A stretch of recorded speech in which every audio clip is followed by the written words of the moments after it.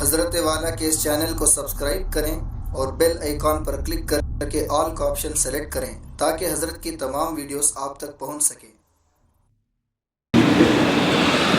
والصلاة والسلام على سيدنا محمد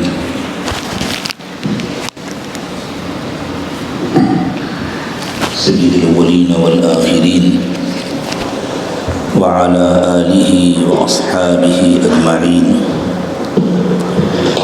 أما بعد فأعوذ بالله من الشيطان الرجيم. بسم الله الرحمن الرحيم. الرحمن علم القرآن خلق الإنسان علمه البيان.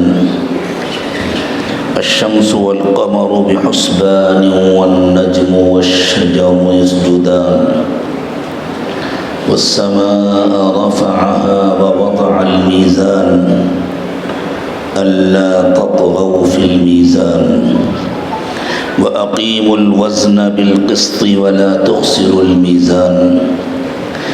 والأرض وضعها للأنام فيها فاكهة والنخل ذات الأكمام والحب ذو العصف والريحان فبأي آلاء ربكما تكذبان. سبحان ربك رب العزة عما يصفون وسلام على المرسلين والحمد لله رب العالمين. اللهم صل على سيدنا محمد وعلى آل سيدنا محمد وبارك وسلم. اللهم صل على سيدنا محمد وعلى آل سيدنا محمد وبارك وسلم. اللهم صل على سيدنا محمد وعلى آل سيدنا محمد وبارك وسلم.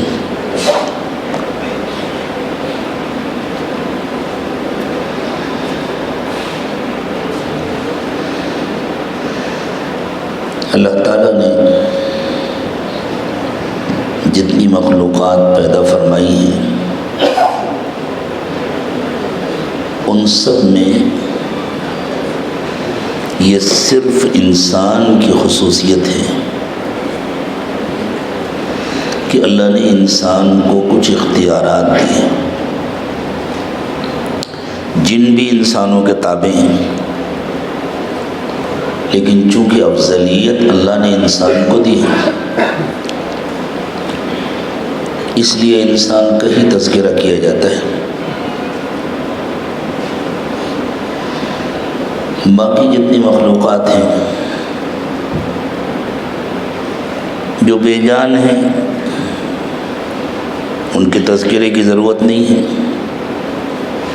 لیکن جو جاندار ہیں ان کو بھی اللہ تعالیٰ نے با اختیار نہیں بنایا.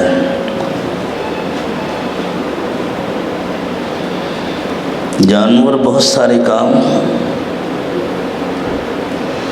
انسانوں سے اچھے کرتے ہیں، بہت سے کام برے بھی کرتے ہیں جو اگر کوئی انسان کرے تو وہ بہت برا کام ہو، لیکن وہ اپنے اچھے برے جو بھی کام کرتے ہیں جبلی طور پر کرتے ہیں. بس قدرت نے ان کاموں کے لیے ان کو پابند بنایا ہوا ہے. ان کو خود نہیں معلوم ہوتا ہم کیا کر رہے ہیں اور کیوں کر رہے ہیں. ایک پرندہ گھونسلہ بناتا ہے. کبھی آپ گوگل میں سرچ کر کے دیکھیں پرندے کیسے گھونسلہ بناتے ہیں، حیرت ہوگی.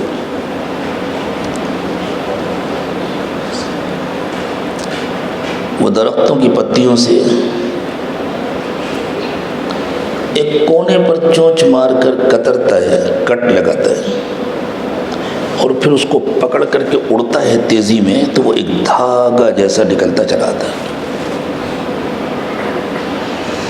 اسے وہ دھاگا نکالنے کا طریقہ معلوم، پھر اس کو اپنے گھونسلے میں لے جا کر اس کی بنائی کرتا ہے. پرندوں کی چونچیں پتلی باریک ہوتی ہیں، وہ گویا سوئی، چمٹی اور کٹر تینوں کا کام کرتی ہیں ایک ساتھ۔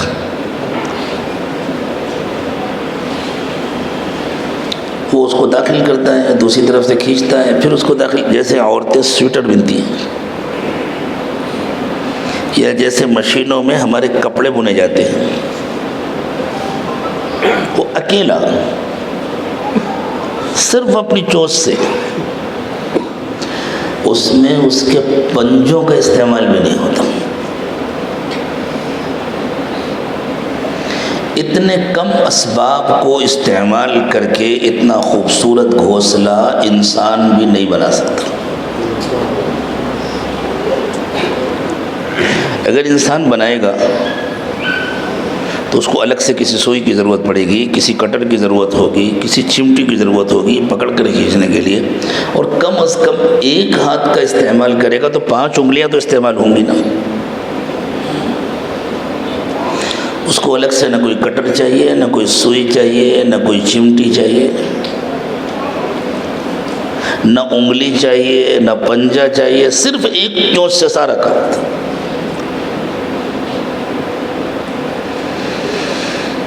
لیکن انسان گھر بناتا ہے تو اس کے ذہن میں ایک منصوبہ ہوتا ہے، میں گھر بناؤں گا، شادی کروں گا، بیوی آئے گی، پھر انشاءاللہ بچے ہوں گے، پھر یہ کروں گا، یہ کروں۔ پرندے کے ذہن میں کوئی منصوبہ نہیں ہوتا، اسے کچھ نہیں معلوم کہ وہ یہ کیوں کر رہا ہے۔ جب گھونسلہ بن کے تیار ہو گیا، اب اگلے کام کے لیے اللہ تعالیٰ اسے پابند بناتے ہیں، اسے انڈے دینے ہیں۔ ان انڈوں سے کیا ہوگا اسے نہیں معلوم۔ اب ان انڈوں کی نگرانی کرنی ہے، ان کو گرمی پہنچانی ہے، ان کے اوپر بیٹھنا ہے۔ بعض پرندے باری باری بیٹھتے ہیں، بعض پرندوں کا حال یہ ہوتا ہے کہ مادہ بیٹھتی ہے، نر جا کر خود کھا کر اس کے لیے پارسل لے کر آتا ہے۔ آپ کی زبان میں ذرا بات آسانی سے سمجھ میں آ جاتی ہے، اپنی زبان میں لاتے ہیں نا گھر والوں کے لیے پارسل لے کر آتا۔ اللہ، بچے نکلتے ہیں، ان کی نگرانی کرتے ہیں۔ یہ عمل جبلی طور پر ہوتا ہے اور کتنا مکمل ہوتا ہے۔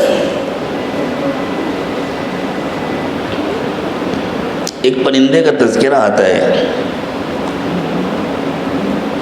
کہ وہ کسی مقام پر انڈے دے کر چلا جاتا ہے، دور، سینکڑوں میل دور، اور وہاں سے مسلسل ان انڈوں پر توجہ ڈالتا ہے۔ سائنسدانوں کے پاس دوسرا کوئی لفظ نہیں ہے اس کو بیان کرنے کے۔ اس توجہ کے نتیجے میں ان انڈوں کو گرمی ملتی ہے۔ ایک پرندے کی دور کی توجہ اتنی مؤثر ہو سکتی ہے تو اللہ کے کسی مقبول بندے کی دور کی توجہ مؤثر نہیں ہوگی، اور پھر قریب کی توجہ کا کیا حال ہوگا۔ یہ نمونے اللہ تعالیٰ نے بکھیر دیے۔ ایک مخصوص مچھلی ہوتی ہے جو رہتی ہے دوسرے سمندر میں، ٹھنڈے سمندروں میں رہتی ہے، انڈے دینے کے لیے آتی ہے گرم سمندر میں، بالکل دور دراز علاقے میں، یا اس کا الٹا، اور انڈے دے کر ان کو محفوظ مقام پر رکھ کر چلی جاتی ہے۔ بچے نکلتے ہیں، تھوڑے بڑے ہوتے ہیں، اور جب سفر کرنے کے قابل ہوتے ہیں تو بالکل بالکل اسی روٹ سے جس روٹ سے ان کی ماں آئی تھی اور گئی تھی، بالکل اسی روٹ سے بہت لمبا سفر کر کے اپنی ماں کے پاس پہنچ جاتے ہیں اور ماں ان کو پہچان لیتی ہے، میرے بچے۔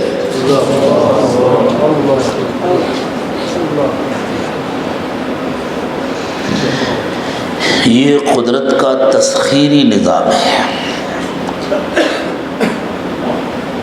یہ ایسے ہی ہے جیسے آپ نے کمپیوٹر کو کوئی پروگرام دے دیا، وہ اپنا کام کرتا رہتا ہے، اسے معلوم ہوتا ہے میں کیا کر رہا ہوں۔ اگر اسے معلوم ہو جائے نا تو بل بھیج دے آپ کے پاس کہ آج میں نے اتنا زیادہ کام کیا ہے، آپ مجھے زیادہ پیمنٹ کریں۔ کبھی لیپ ٹاپ کی طرف سے کوئی بل آیا، کبھی کمپیوٹر کی طرف سے کوئی بل، آپ نے جس کمپنی کا نیٹ استعمال کیا وہ کمپنی آپ کو بل بھیجتی ہے، لیکن وہ غریب کمپیوٹر دن رات کام کرتا رہتا ہے، کبھی کوئی احتجاج کرتا ہے، کبھی کوئی شکایت کرتا ہے۔ بس ایک پروگرام ہے، وہ سیٹ ہے، اس کے مطابق وہ کام کر رہا ہے۔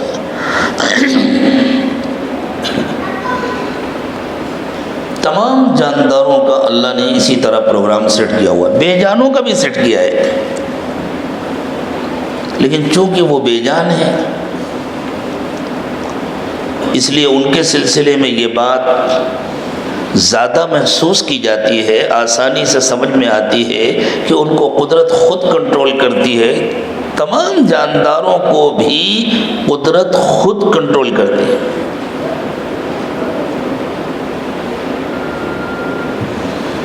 کسی نے شیر کو کبھی گھاس کھاتے دیکھا ہے؟ شیر کیا کھاتا ہے سب کو معلوم ہے، لیکن جب ضرورت ہوتی ہے تو گھاس بھی کھاتا ہے۔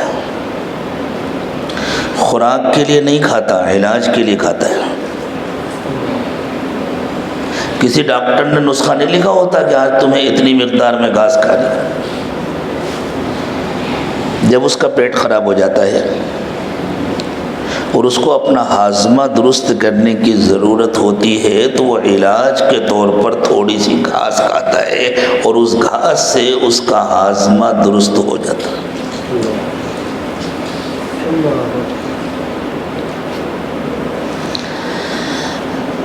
کوئی ڈاکٹر نہیں، کوئی حکیم نہیں، کوئی بیماری کی تشخیص کرنے والا نہیں، کوئی دوا کی تجویز کرنے والا نہیں، قدرت خود کنٹرول کرتی ہے۔ آپ لوگ گوشت کھاتے ہیں اور آپ کے گوشت کھانے سے ہمیں کوئی تکلیف نہیں ہے، اللہ اور کھلائے آپ کو گوشت۔ اللہ ہمیشہ خوش رکھے، اپنی نعمتیں خوب عطا فرمائے۔ تو کبھی کبھی گوشت کے ریشے دانت میں پھنس جاتے ہیں نا، تو خلال کرنا پڑتا ہے، دانتوں کو صاف کرنا پڑتا ہے۔ شیر غریب گوشت ہی کھاتا ہے اور وہ بھی کچا کھاتا ہے، تو اس کے دانتوں میں نہیں پھنستے ہوں گے ریشے؟ اگر وہ باہر نہ نکلیں تو سڑیں گے، پھر منہ میں زخم ہوگا، کینسر ہوگا، وہ کہاں جائے گا بیچارہ کسی ڈاکٹر کو دکھانے کے لیے، کسی کینسر ہاسپٹل میں علاج کرانے کے لیے؟ اللہ کی قدرت دیکھیے، اللہ تعالیٰ نے جنگلوں میں ایک چھوٹا سا پرندہ بنایا جس کا بدن بہت چھوٹا سا ہوتا ہے، چونچ باریک اور لمبی ہوتی ہے، اور جہاں شیر ہوتا ہے وہیں آس پاس میں وہ اڑتا رہتا ہے۔ اور اس کا کام یہ ہے کہ شیر جب شکار کر کے پیٹ بھر کر گوشت کھا کے فارغ ہو کر آ کر بیٹھتا ہے اور اسے اونگ آنے لگتی ہے تو وہ اپنا منہ کھول لیتا ہے اور وہ پرندہ آ کر اس کے منہ کے اندر بیٹھ جاتا ہے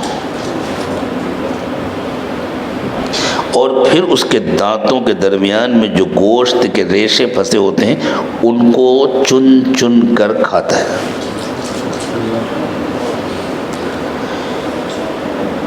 تھوڑی دیر میں منہ پورا صاف کر کے اڑ کر چلا جاتا ہے، اتنی دیر تک شیر اپنا منہ بند نہیں کرتا ہے۔ کس کا بنایا ہوا نظام ہے؟ اس کے دانتوں کے خلال کا بھی اللہ نے انتظام کیا ہوا۔ اللہ رب العالمین ہے، صرف رب الناس تھوڑی ہیں۔ ہمیں اپنے دانتوں میں خلال کرنا ہو تو جائیے ٹوٹ پیک خرید کر لائیے، پھر اپنے ہاتھ سے بیٹھ کر صاف کیجیے، اور تھوڑا سا ادھر ادھر لگ گیا تو مسوڑا بھی زخمی ہو سکتا ہے، خون بھی نکل سکتا ہے۔ وہاں یہ غلطی بالکل نہیں ہوتی۔ اگر درمیان میں شیر منہ بند کر لے تو وہ بیچارہ بچے گا بھی نہیں، اس کا پاؤ لقمہ بھی نہیں ہوگا، لیکن نہیں بند کرتا۔ اس کو اللہ نے پابند بنایا ہوا ہے، وہ اتنی دیر تک منہ کھول کر بیٹھتا ہے۔ اور اس پرندے کو اللہ نے پابند بنایا، اسے خود نہیں معلوم میں کیا کر رہا ہوں، کر رہا ہے۔ چھوٹا سا اس کا پیٹ ہوتا ہے، بس اتنے میں بھر جاتا ہے، وہ ان ریشوں کو چن چن کے کھاتا ہے۔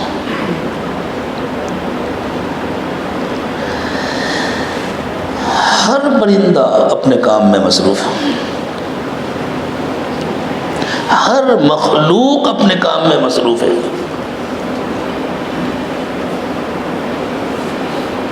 کسی کمی زیادتی کے بغیر سب اپنا اپنا کام کر رہے ہیں۔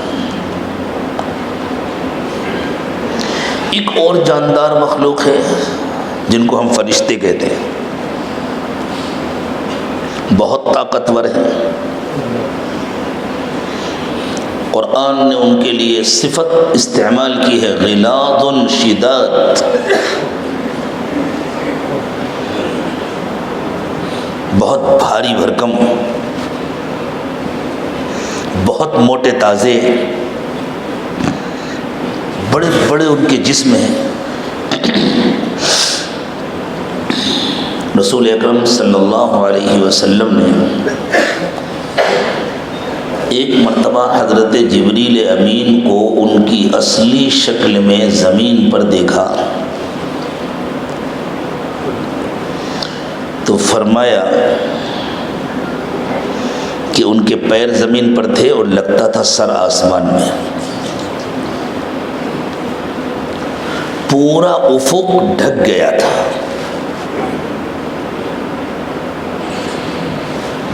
یہ جو کسی طرف منہ کر کے کھڑے ہوں تو آگے جو آسمان کا کنارہ سا لگتا ہے، ایسا محسوس ہوتا ہے آسمان جا کر زمین سے ٹچ ہو گیا ہے۔ نظر کا دھوکہ ہوتا ہے لیکن ایسا محسوس ہوتا ہے نا، اس کو افق کہتے ہیں۔ حضور فرماتے ہیں پورا افق ڈھک گیا تھا، جبکہ انہوں نے اپنے صرف 2 پر کھولے تھے اور ان کو بنائے ہیں اللہ نے 600 پر۔ 600 پروں میں سے صرف 2 پر کھولے تھے۔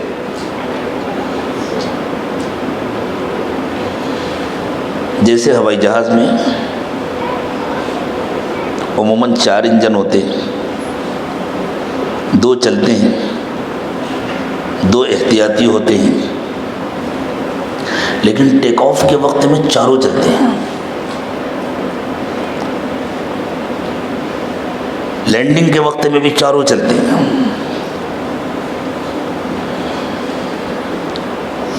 بغیر کسی تشبیہ کے، بے ادبی سے اللہ تعالیٰ ہم سب کی حفاظت فرمائے۔ بات کو سمجھنے کے لیے یہ کہا جا رہا ہے، یوں سمجھ لیں کہ اس سے کہیں زیادہ پاورفل 600 انجن دیے ہوئے ہیں اللہ تعالیٰ نے حضرت جبریل کو۔ تب تو پل بھر میں وہ آسمانوں سے زمین پر اور زمین سے آسمانوں پر پہنچتے ہیں۔ روشنی کی رفتار کچھ نہیں ہے فرشتوں کی رفتار کے مقابلے میں۔ روشنی 1 سیکنڈ میں 3 لاکھ کلومیٹر کا سفر طے کرتی ہے۔ سورج ہماری زمین سے لگ بھگ 15 کروڑ کلومیٹر کے فاصلے پر ہے۔ پورا 15 کروڑ نہیں ہے، 14 کروڑ اعشاریہ کچھ، 14 کروڑ کچھ لاکھ کلومیٹر۔ کتنا لمبا فاصلہ ہے۔ اگر آپ اپنی کار سے جائیں تو کئی زندگیوں کے بعد پہنچیں گے۔ روشنی صرف 8 منٹ میں سورج سے چل کر زمین پر پہنچ جاتی ہے، صرف 8 منٹ میں۔ اب آپ زمین اور آسمان اور ان کے درمیان کے کائناتی فاصلوں کا اندازہ لگائیں کہ بعض کہکشاؤں میں اتنے فاصلے ہیں کہ روشنی کو ادھر سے ادھر پہنچنے میں کئی لاکھ سال لگتے ہیں، روشنی کو پہنچنے میں۔ کائنات کے فاصلے صرف روشنی کے ذریعے ناپے جا سکتے ہیں، اور انسانوں کے پاس کوئی دوسرا ذریعہ نہیں ہے۔ وہ کہتے ہیں اتنے لائٹ ایئرس، اتنے روشنی کے سال، تو کئی لاکھ روشنی کے سال لگتے ہیں، اتنے فاصلے۔ اور فرشتے ابھی چلے ابھی پہنچے۔ تو روشنی کیا چیز ہے؟ رسول اکرم صلی اللہ علیہ وسلم نے معراج کے موقع پر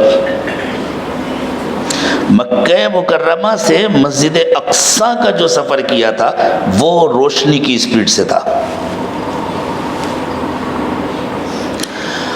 اور پھر زمین سے آسمانوں کا جو سفر فرمایا تھا وہ روشنی کی رفتار سے نہیں ہو سکتا تھا۔ اگر وہ سفر روشنی کی رفتار سے ہوتا تو بلا مبالغہ ابھی اللہ کے نبی جا ہی رہے ہوتے۔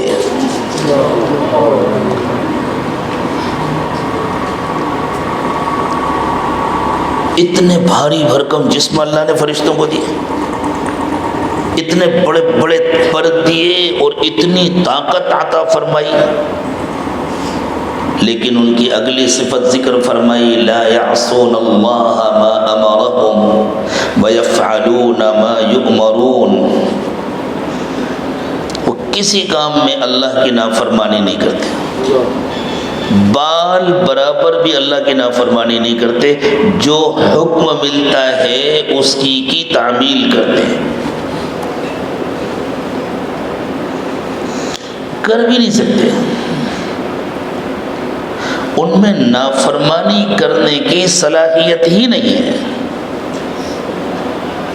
وہ کر ہی نہیں سکتے نافرمانی۔ جس طرح آپ اپنے کان سے دیکھ نہیں سکتے، اپنی آنکھ سے سن نہیں سکتے۔ کوئی دیکھ سکتا ہے اپنے کان سے؟ کان سننے کے لیے بنا ہے، دیکھنے کے لیے نہیں۔ کوئی سن سکتا ہے آنکھ سے؟ ہر آدمی جواب دے گا آنکھ دیکھنے کے لیے بنی ہے، سننے کے لیے نہیں۔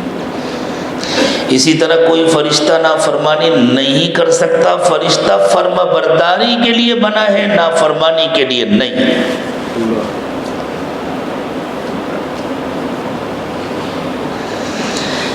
انسان اکیلی مخلوق ہے،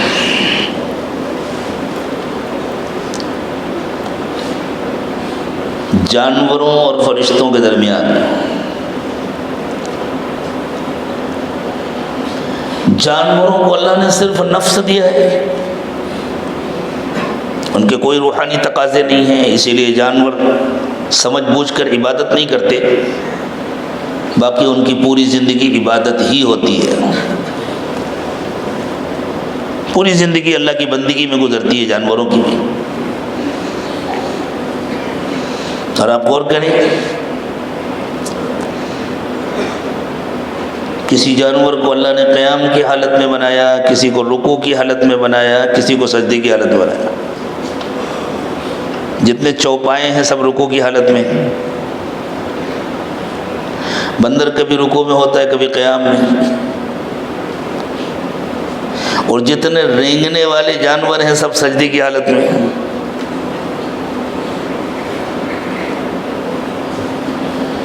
لیکن اللہ نے ان کو روح نہیں دیا. وہ شعور کے ساتھ اللہ کی عبادت نہیں کرتے. فرشتوں کو اللہ نے جسم نہیں دیا، کھانے پینے کا تقاضا نہیں ہے، بول و براز نہیں ہے. وہ کام نہیں ہے جس کو کرنے کے لیے آپ اپنی زبان میں فریش ہونے جاتے ہیں. بیوی بچے نہیں ہیں، جانوروں کے تو ہیں، کھاتے پیتے بھی ہیں، جسم سے فضلات بھی نکلتے ہیں، سوتے بھی ہیں، آرام کا بھی تقاضا ہوتا ہے. چونکہ یہ سارے تقاضے جسم سے جڑے ہوئے ہیں، یہ نفس کے تقاضے ہیں. فرشتوں کو اللہ نے نفس نہیں دیا، خالص روح. وہ اپنے شعور کے ساتھ عبادت کرتے ہیں، لیکن نہ کریں عبادت ایسا نہیں ہو سکتا. وہ شعور کے ساتھ اللہ کی فرما برداری کرتے ہیں، لیکن نہ کریں فرما برداری اور نافرمانی کریں، ایسا ہو نہیں سکتا.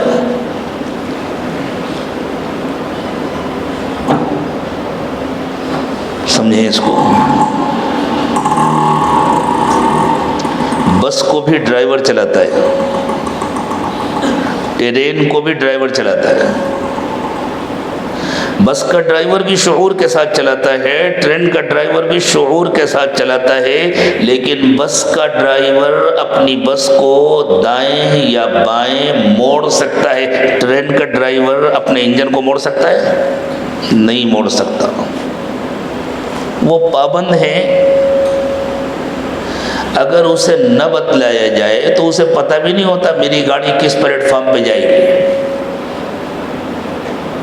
جدھر لائن موڑ دی جائے گی اس کی گاڑی خود بخود ادھر مڑ جائے گی. بسا اوقات کسی بڑے جنکشن پر دور سے آپ کھڑے ہو کر کے دیکھیں تو ٹرین ایسے نظر آتی ہے جیسے سانپ آ رہا ہے، ادھر آ رہی ہے اور ادھر جاتی ہے. ایسا لگتا ہے اس کنارے کے پلیٹ فارم پہ جائے گی اور اس کنارے کے پلیٹ فارم پہ جاتی ہے. ڈرائیور بالکل بے اختیار ہوتا ہے. اسی طرح فرشتے اللہ کی فرما برداری کرتے ہیں، لیکن وہ نافرمانی نہیں کر سکتے. جدھر اللہ ان کی لائن موڑ دیتے ہیں ادھر چلے جاتے ہیں، جس کام میں لگا دیتے ہیں اس کام کو کرتے ہیں. انسانوں کو اللہ تعالیٰ نے فرشتوں کی طرح روح عطا فرمائی، جانوروں کی طرح نفس دیا، دونوں کا مجموعہ بنایا. فرشتوں کی طرح عبادت سکھلائی، جانوروں کی طرح کھانا پینا سکھایا. جانوروں کی طرح کھانا پینے کا یہ مطلب نہیں کہ جیسے جانور کھاتے ہیں ویسے ہم کھانے لگیں. انسانوں کو کھانے پینے کا سلیقہ سکھایا، یعنی جس طرح جانور کو بھوک لگتی ہے ایسے ہمیں بھی بھوک لگتی ہے. جس طرح جانور کو کھانے پینے کا تقاضا ہوتا ہے ہمیں بھی کھانے پینے کا تقاضا ہوتا ہے. جس طرح جانور کی زندگی میں جنسی خواہشات ہوتی ہیں، انسان کی زندگی میں بھی جنسی خواہشات ہوتی ہیں. اب اللہ نے جانوروں اور فرشتوں کی طرح انسان کو مکمل پابند نہیں بنایا، کچھ اختیارات دیے. جب اللہ نے یہ فیصلہ کیا کہ اختیارات دینے ہیں تو اس فیصلے کے کچھ تقاضے تھے، ان کو پورا کرنا بھی ضروری تھا. گاڑی روڈ پر چلتی ہے، اگر گورنمنٹ یہ طے کرے کہ فلاں گاؤں سے فلاں گاؤں تک بس چلانا ہے، گورنمنٹ یہ طے کرے تو اس فیصلے کے اندر یہ بھی شامل ہے کہ اب گورنمنٹ کو روڈ بھی بنانا ہے. کوئی کہے صاحب روڈ تو نہیں بنے گا، کیوں؟ اس فیصلے کے اندر روڈ کا تو تذکرہ بھی نہیں ہے. اس فیصلے کے بین السطور میں روڈ کا تذکرہ ہے. بس چلے گی کیسے؟ اور اگر کسی ملک میں کسی شہر میں بسیں چلانی ہیں، کاریں چلانی ہیں تو پھر وہاں روڈ بھی ہونا چاہیے، وہاں پیٹرول بنک بھی ہونا چاہیے، وہاں ٹائر پنچر والے بھی ہونی چاہیے، وہاں ہوا بھرنے کی مشینیں بھی ہونی چاہیے، یہ سب ہونا چاہیے نا۔ یہ سب کچھ نہیں ہوگا تو بسیں کیسے چلیں گی، گاڑیاں کیسے چلیں گی؟ جب اللہ نے یہ طے کر دیا کہ مجھے انسانوں کی شکل میں ایک با اختیار مخلوق بنانی ہے، تو اس فیصلے کے کچھ تقاضے ہیں، کچھ بہت قریب کے تقاضے ہیں، کچھ ذرا فاصلے کے تقاضے ہیں۔ اگر وہ تقاضے نہ پورے کیے جاتے تو یہ ظلم ہوتا۔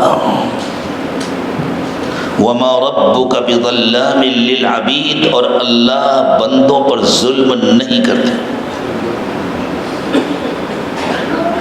اب ایک شخص کو گاڑی دیں، کہیں لو یہ گاڑی بنگلور سے بمبئی چھوڑ کر آؤ۔ گاڑی کی ٹانکی کتنی بڑی ہے، فل فیول بھر کے دے دیا آپ نے، 400-500 کلومیٹر پر ٹانکی خالی ہو گئی۔ اب اس نے معلوم کیا بھائی کہیں فیول اسٹیشن ہے، معلوم نہیں ہے۔ آگے روڈ بھی کھدا ہوا ہے، گاڑی پنچر ہو گئی،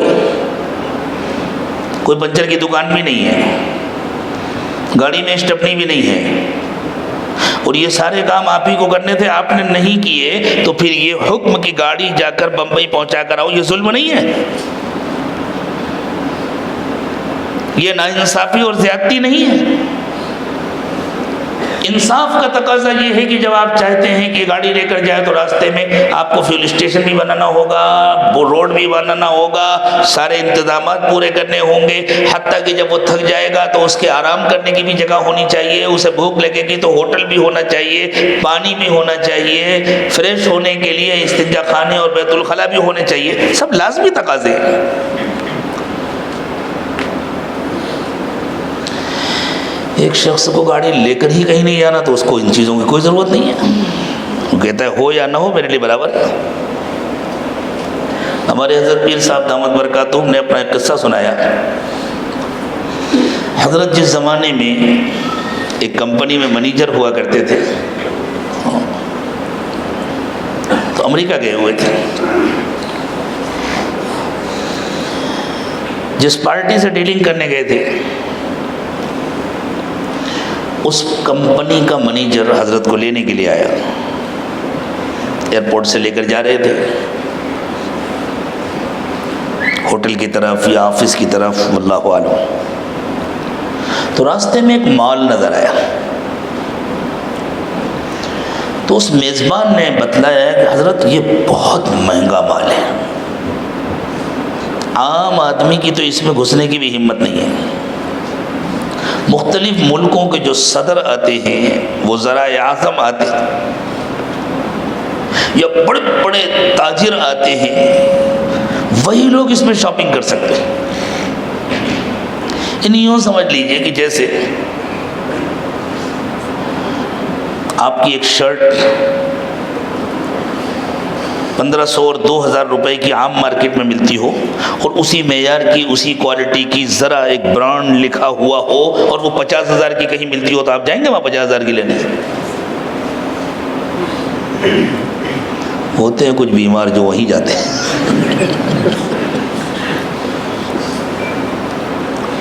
تو اس نے بتلایا کہ یہ بہت مہنگا مال ہے، یہاں عام لوگوں کی جانے کی ہمت نہیں ہوتی۔ تو حضرت نے فرمایا کتنا بھی مہنگا ہو مجھے کوئی پرواہ نہیں۔ تو وہ سوچ میں پڑ گیا یہ کتنے مالدار آدمی ہیں، اتنے بڑے دولت مند ہیں، کہہ رہے ہیں کتنا بھی مہنگا ہو مجھے کوئی پرواہ نہیں۔ تو اس نے کہا حضرت آپ کتنے مالدار ہیں، کتنی؟ فرمایا مجھے جانا ہی نہیں، خریدنا نہیں، تو مجھے کیا پرواہ ہے، کتنا بھی مہنگا ہو ہونے دو۔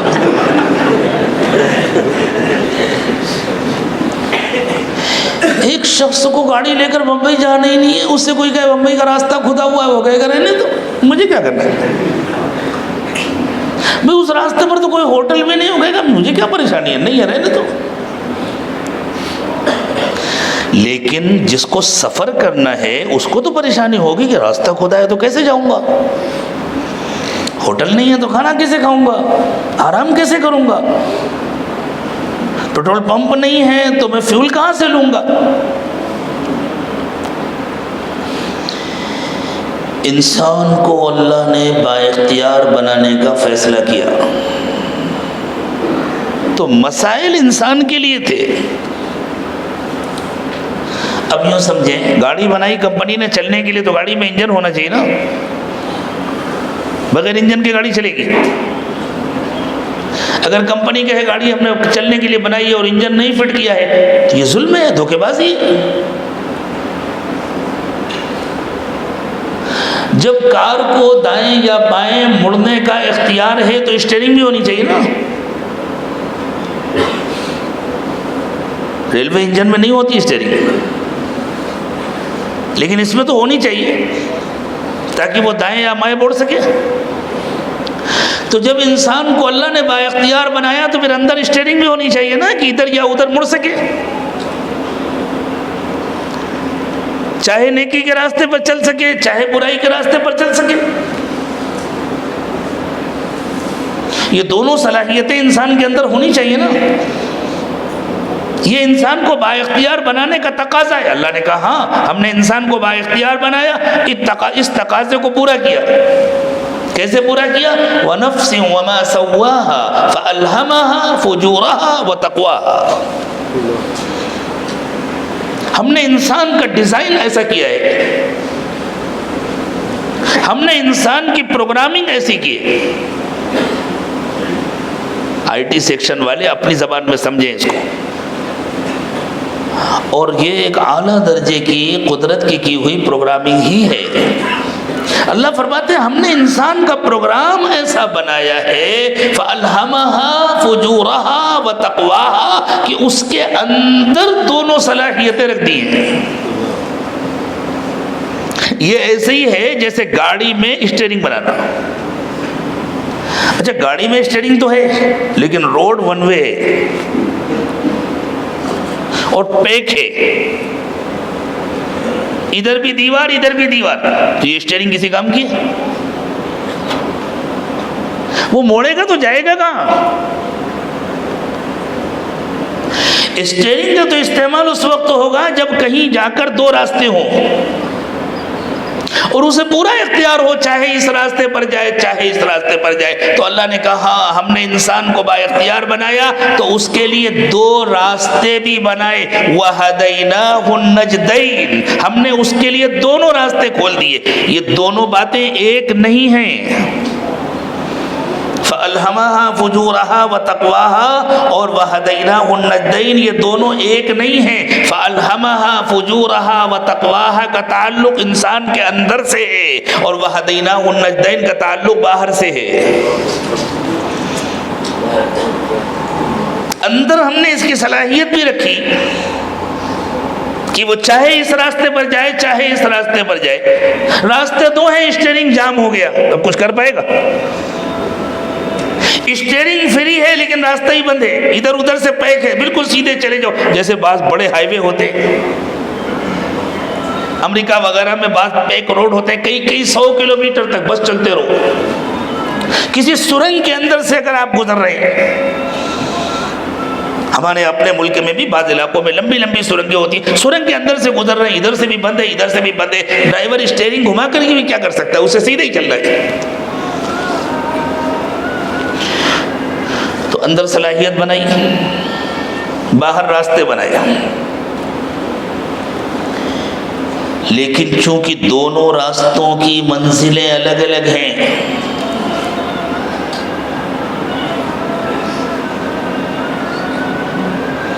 جن کا موبائل بولنا ہے انہیں تو معلوم ہوگا نا، ذرا نکال کے بند کر دو۔ دونوں راستوں کی منزلیں الگ الگ ہیں اور اللہ چاہتے ہیں کہ انسان واپس جنت پہنچے۔ آیا بھی تھا جنت سے، سب جنت سے آئے، مومن بھی، کافر بھی، ملحد بھی، ماننے والا نہ ماننے والا، متقی بھی، فاسق و فاجر بھی، سب جنت سے آئے. فرق واپسی کا ہے. جو اللہ کا کہنا مانے گا وہ واپس اپنی منزل کو پہنچے گا، اپنے گھر پہنچے گا. جو کہنا نہیں مانے گا وہ بھٹک کر جہنم میں چلا جائے گا. بھٹکنا کسے کہتے ہیں؟ ایک شخص بنگلور سے چلا خانقاہ کے لیے اور کسی اور راستے پر چلا گیا، میسور کی طرف چلا گیا، اس کو بھٹکنا کہتے ہیں نا. ایک میسور جانے کے لیے نکلا اور خانقاہ آ گیا، یہ بھی تو بھٹکنا ہے نا. جو منزل متعین ہے اس کے علاوہ کہیں اور چلا جانا، اسی کو تو بھٹکنا کہتے ہیں نا. تو جہنم جانے والوں کو قرآن یہ کیوں کہتا ہے کہ وہ بھٹک کر جہنم میں جائیں گے؟ اس لیے کہ ہر ایک کی منزل متعین ہے، ہر ایک کو جنت میں جانا چاہیے. جو جنت میں نہیں جا سکا وہ بھٹکا. بھٹکنے کو عربی میں ضلال کہتے ہیں. تو اللہ یہ چاہتے ہیں کہ سب واپس جنت میں آئیں، لیکن اللہ چاہتے ہیں اپنے اختیار کو استعمال کر کے آئیں. اس لیے ضروری تھا کہ جنت کے لیے کوئی گائیڈ لائن بھی ہو، کوئی گائیڈ بھی ہو، کوئی رہنما بھی ہو. جیسے دنیا میں جہاں کئی راستے ہوتے ہیں وہاں اوپر بورڈ لگے ہوتے ہیں نا، جن میں نشانات ہوتے ہیں، فلاں جگہ جانے کا یہ راستہ، فلاں جگہ جانے کا یہ راستہ. اب آدمی کو اختیار ہے چاہے ان نشانات سے فائدہ اٹھائے یا نہ اٹھائے.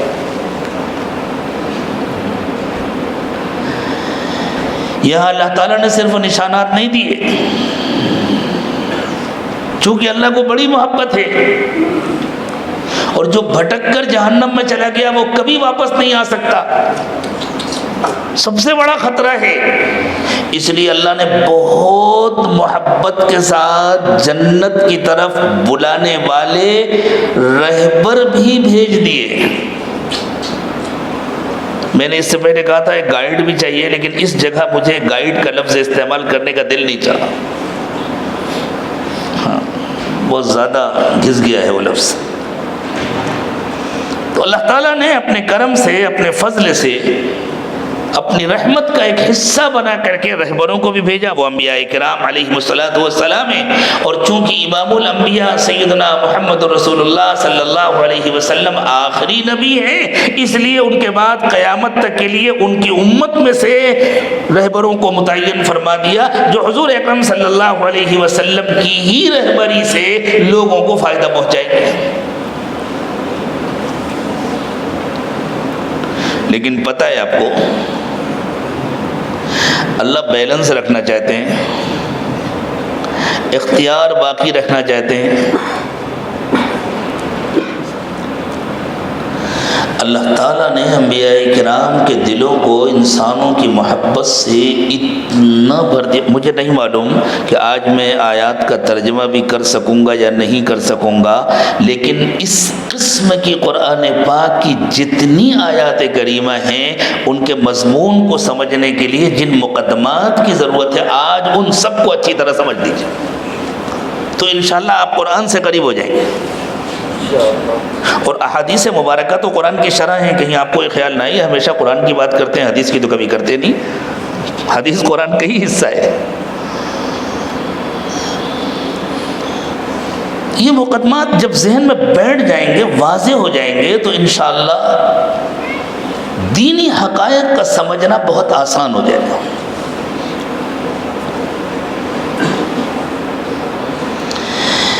انبیاء کرام علیہ السلام کے دلوں کو اللہ نے انسانوں کی محبت سے اتنا بھر دیا ہے، اتنا بھر دیا ہے کہ اگر اللہ دنیا میں صرف انبیاء کو بھیجتے تو انسان با اختیار ہونے کے باوجود بے اختیار ہو جاتا. ہر انسان ان کی محبت کے آگے ہتھیار ڈال دیتا. کوئی چاہتا بھی تب بھی وہ جنت کی طرف نہ جا سکتا کہ اتنی محبت سے سمجھا رہے ہیں، اتنے ہمارے ہمدرد ہیں اور سچے بھی ہیں.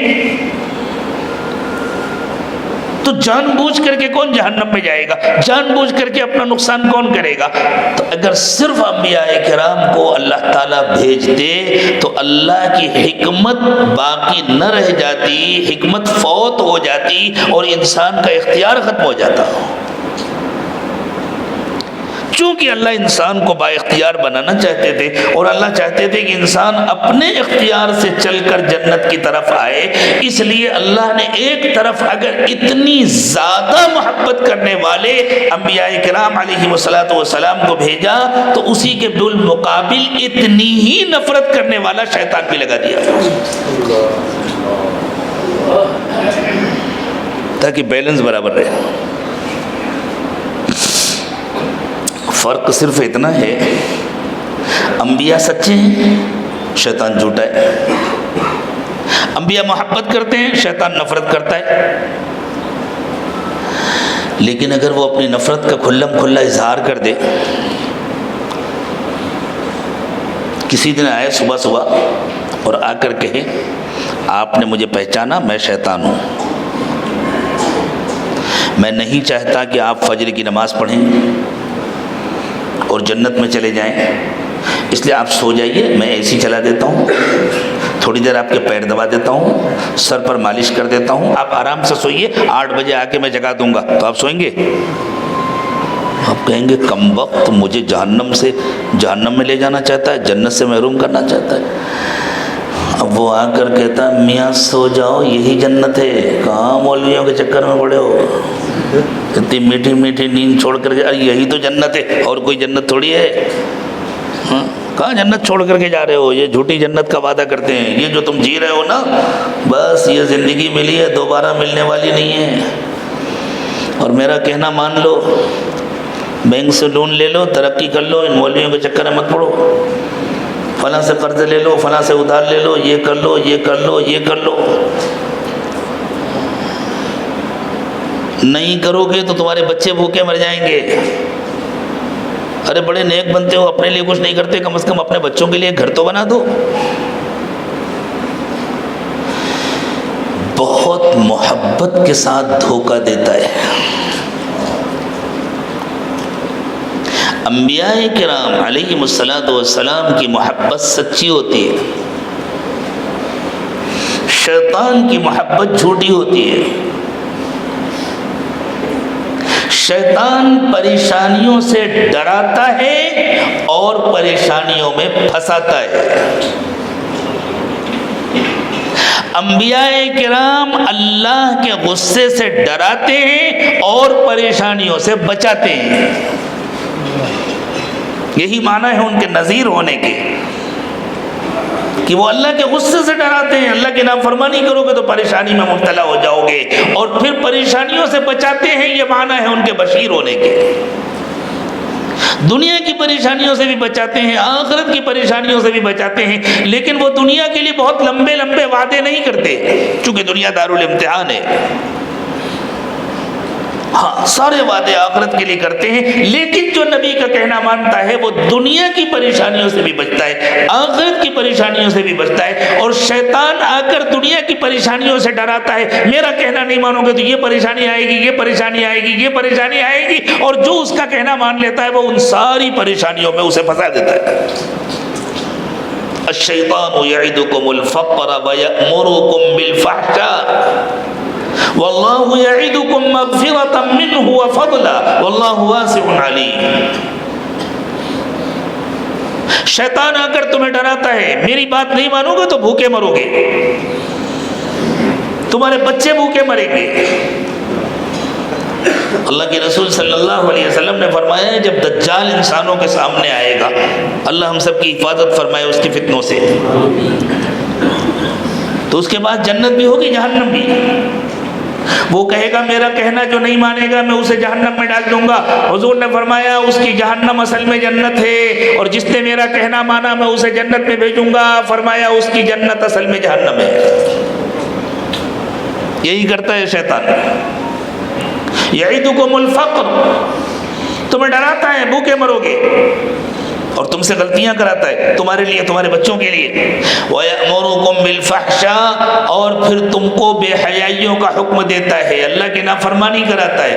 وَاللَّهُ يَعِدُكُمْ مَغْفِرَةً مِّنْهُ وَفَضْلًا، اور اللہ تم سے وعدہ کرتے ہیں، اللہ کا کہنا مانو گے تمہاری آخرت بنا دیں گے، تمہارے گناہوں کو معاف کریں گے، تمہاری مغفرت کریں گے، تمہیں جنت میں بھیجیں گے، ہر طرح کی نعمتیں دیں گے، ہمیشہ ہمیشہ کے لیے دیں گے، اور اللہ تم سے فضل کا وعدہ کرتے ہیں، دنیا کی تمہاری تکلیفیں بھی دور کر دیں گے، دنیا میں بھی تم کو راحت و سکون کی زندگی دیں گے۔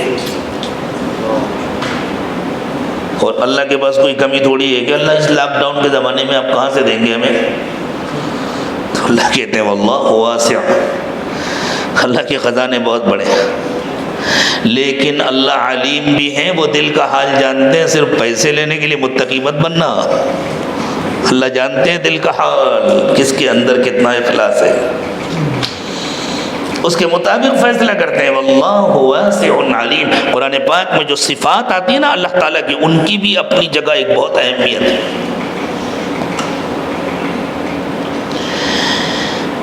تو اللہ تعالیٰ نے انتظام کیا، ایک طرف انبیاء کرام کو بھیجا، دوسری طرف شیطان بنا دیا، شیطان کے چیلے، شیطان کے شاگرد، پوری جماعت ہے، جیسے ادھر انبیاء کرام کی پوری جماعت ہے، رسول اکرم صلی اللہ علیہ وسلم کے شاگردوں کی، آپ کے متبعین کی، آپ کے متوسلین کی، آپ سے مستفیدین کی پوری جماعت ہے، قیامت تک رہے گی۔ تو دوسری طرف شیطان کی اور شیطان کے متبعین کی پوری جماعت ہے جو قیامت تک رہے گی۔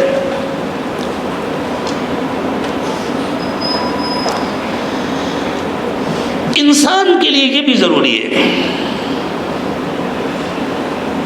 کہ نبی کے ذریعے سے اللہ تعالیٰ مکمل ہدایت نامہ بھی عطا کریں، اور انسان کو بتلائیں تمہارے لیے کیا اچھا ہے اور کیا برا ہے۔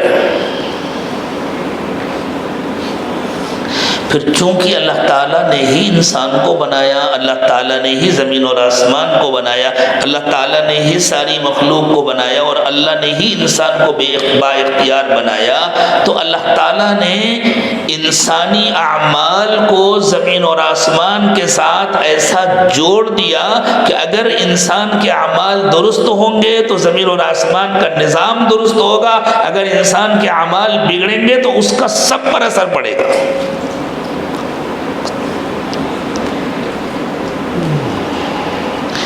اس زمانے میں اس بات کو سمجھنا اللہ نے کتنا آسان کر دیا۔ کہتے ہیں فاصلہ رکھیے، ماسک لگائیے، احتیاط کیجیے اور فاصلہ رکھیے۔ کاہے کے لیے فاصلہ رکھیں؟ بیماری اس کو ہے، متاثر دوسرا ہوگا۔ تو اگر ایک کی بیماری سے دوسرا متاثر ہوتا ہے تو پھر انسان کے اعمال سے زمین اور آسمان کا متاثر ہونا کون سی حیرت کی بات ہے؟ ظہر الفساد فی البر والبحر بما کسبت ایدی الناس، خشکی اور تری کا سارا بگاڑ انسانی بدعمالیوں کا نتیجہ ہے۔ اللہ نے کہا اگر تم اپنی دنیا کو بھی سنبھال کے رکھنا چاہتے ہو اور اگر اپنی آخرت کو بھی بنانا چاہتے ہو، تم چاہتے ہو کہ آخرت نہ بگڑے، تو اپنے آپ کو سنبھالو۔ اور کس طرح سنبھالو؟ جیسے ہم نے پوری کائنات کو اعتدال کی حالت میں بنایا ہے، جس چیز کی جتنی ضرورت ہے اتنا ہی رکھا ہے۔ اب دیکھیں، مجھے ڈر بھی ہوتا ہے گفتگو کرتے ہوئے کہ بات بہت لمبی نہ ہو جائے، لیکن کچھ ضروری باتیں ہوتی ہیں جن کو چھوڑ کر آگے بڑھنے کا بھی دل نہیں چاہتا، ورنہ بات واضح نہیں ہو سکے گی۔ معلوم کائنات میں اب تک زمین کے سوا کہیں زندگی دریافت نہیں ہو سکی، ہو سکتا ہے کہیں اور بھی زندگی ہو، کم از کم سورج کے خاندان میں، یہ جو ہمارا سولار سسٹم ہے جس کو ہم اردو میں سورج کا خاندان کہتے ہیں، سورج کے خاندان میں زمین کے سوا کہیں زندگی نہیں ہے، نہ مریخ پر ہے، نہ مشتری پر ہے، نہ عطارد پر ہے۔ چاند تو بیچارہ زمین کا بچہ ہے، وہ تو زمین کے گرد چکر لگاتا ہے، لیکن جو سیارے سورج کے گرد چکر لگاتے ہیں ان میں زمین کے سوا کہیں اور زندگی نہیں ہے۔ سائنسداں کہتے ہیں یہ تو اللہ کی قدرت ہے، اللہ کی حکمت ہے، اللہ نے ایسا بنایا، لیکن جیسا اللہ نے بنایا ہے جب سائنسدانوں نے اس کو جانا اور سمجھا تو ہم کو بتلایا کہ اصل میں کسی بھی سیارے میں زندگی نہیں ہے، یہ تو معلوم ہے، لیکن اسباب الگ الگ ہیں۔ بعض سیاروں کا فاصلہ سورج سے اتنا کم ہے اور اس کم فاصلے کے نتیجے میں ان کا درجہ حرارت اتنا زیادہ ہے کہ وہاں زندگی ممکن نہیں ہے، اور بعض سیاروں کا فاصلہ اتنا زیادہ ہے اس کے نتیجے میں وہاں کا درجہ حرارت اتنا کم ہے کہ وہاں زندگی نہیں ہے۔ جس معتدل درجہ حرارت کی ضرورت ہے زندگی کے لیے وہ زمین پر ہے۔ تو خود زمین ہمارے لیے ایک نمونہ ہے نا، زمین ہمارے لیے ایک سبق ہے کہ زندگی کے لیے اعتدال چاہیے۔ پھر زندہ رہنے کے لیے انسان کو موسموں کی تبدیلی چاہیے، کبھی گرمی، کبھی سردی، کبھی بارش۔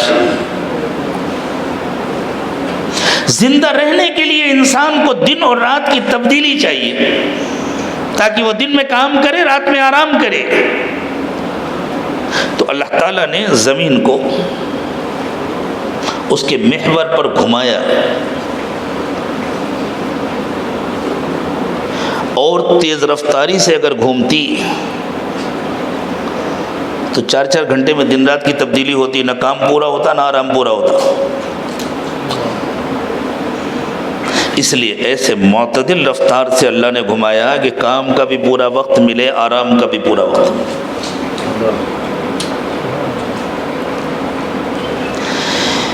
پھر موسموں کی تبدیلی کے لیے اللہ تعالیٰ نے زمین کو سورج کے گرد چکر لگانے پر مامور فرمایا۔ یہ چکر 360 دن میں پورا ہوتا ہے، جس کو ہم 1 سال کہتے ہیں، لیکن اگر زمین بالکل سیدھی حالت میں چکر لگاتی تو موسموں کی تبدیلی نہ آتی اور زندگی ممکن نہ ہوتی۔ اس لیے زمین کو تھوڑا سا ایک طرف جھکا دیا جس کے نتیجے میں موسم تبدیل ہوتے ہیں۔ یہ جھکاؤ بھی ضروری تھا زندہ رہنے کے لیے۔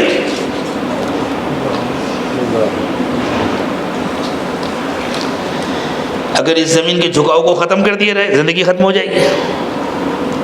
یہی ظلم ہے۔ اللہ تعالیٰ نے گویا ایک میزان فٹ کر دیا زمین اور آسمان میں،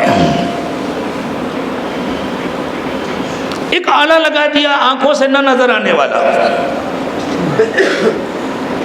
جو سنبھال کر کے رکھتا ہے ہر چیز کو، اعتدال کی حالت میں رکھتا ہے۔ بارش ہوتی ہے، جب زیادہ ہوتی تو دعا کرتے ہیں اللہ بارش رک جائے، جب نہیں ہوتی تو دعا کرتے ہیں اللہ بارش ہو۔ انسان بڑا جلد باز ہے نا، خلق الانسان من عجل۔ مدینہ طیبہ میں ایک مرتبہ حضرات صحابہ کرام رضوان اللہ تعالی علیہم اجمعین تشریف لائے، وہ بھی تو انسان ہی تھے۔ رسول اکرم صلی اللہ علیہ وسلم کے پاس حضور، کھیتیاں سوکھ رہی ہیں، درخت سوکھ رہے ہیں، جانور مر رہے ہیں، بارش نہیں ہو رہی، دعا فرما دیجئے۔ بہت پریشان تھے۔ حضور نے ہاتھ اٹھائے، دعا کیا، اسی وقت بادل آئے، اسی وقت بارش ہونے لگی۔ اب جو بارش ہونا شروع ہوئی تو کوئی ادھر بھاگا، کوئی ادھر بھاگا بچنے کے لیے، کسی چھت کے نیچے، کسی سائبان کے نیچے۔ اس زمانے میں چھجے تو نہیں ہوتے تھے جیسے ہمارے چھجے، چھپر ہوتے تھے، کسی درخت کے نیچے، کسی چھپر کے نیچے۔ اللہ کے نبی صلی اللہ علیہ وسلم کو اتنی زور سے ہنسی آئی کہ آپ کے دانت دکھائی دینے لگے۔ بہت کم اس طرح حضور ہنستے تھے اور فرمایا دیکھو ابھی پانی مانگ رہے تھے، اب بھاگ رہے۔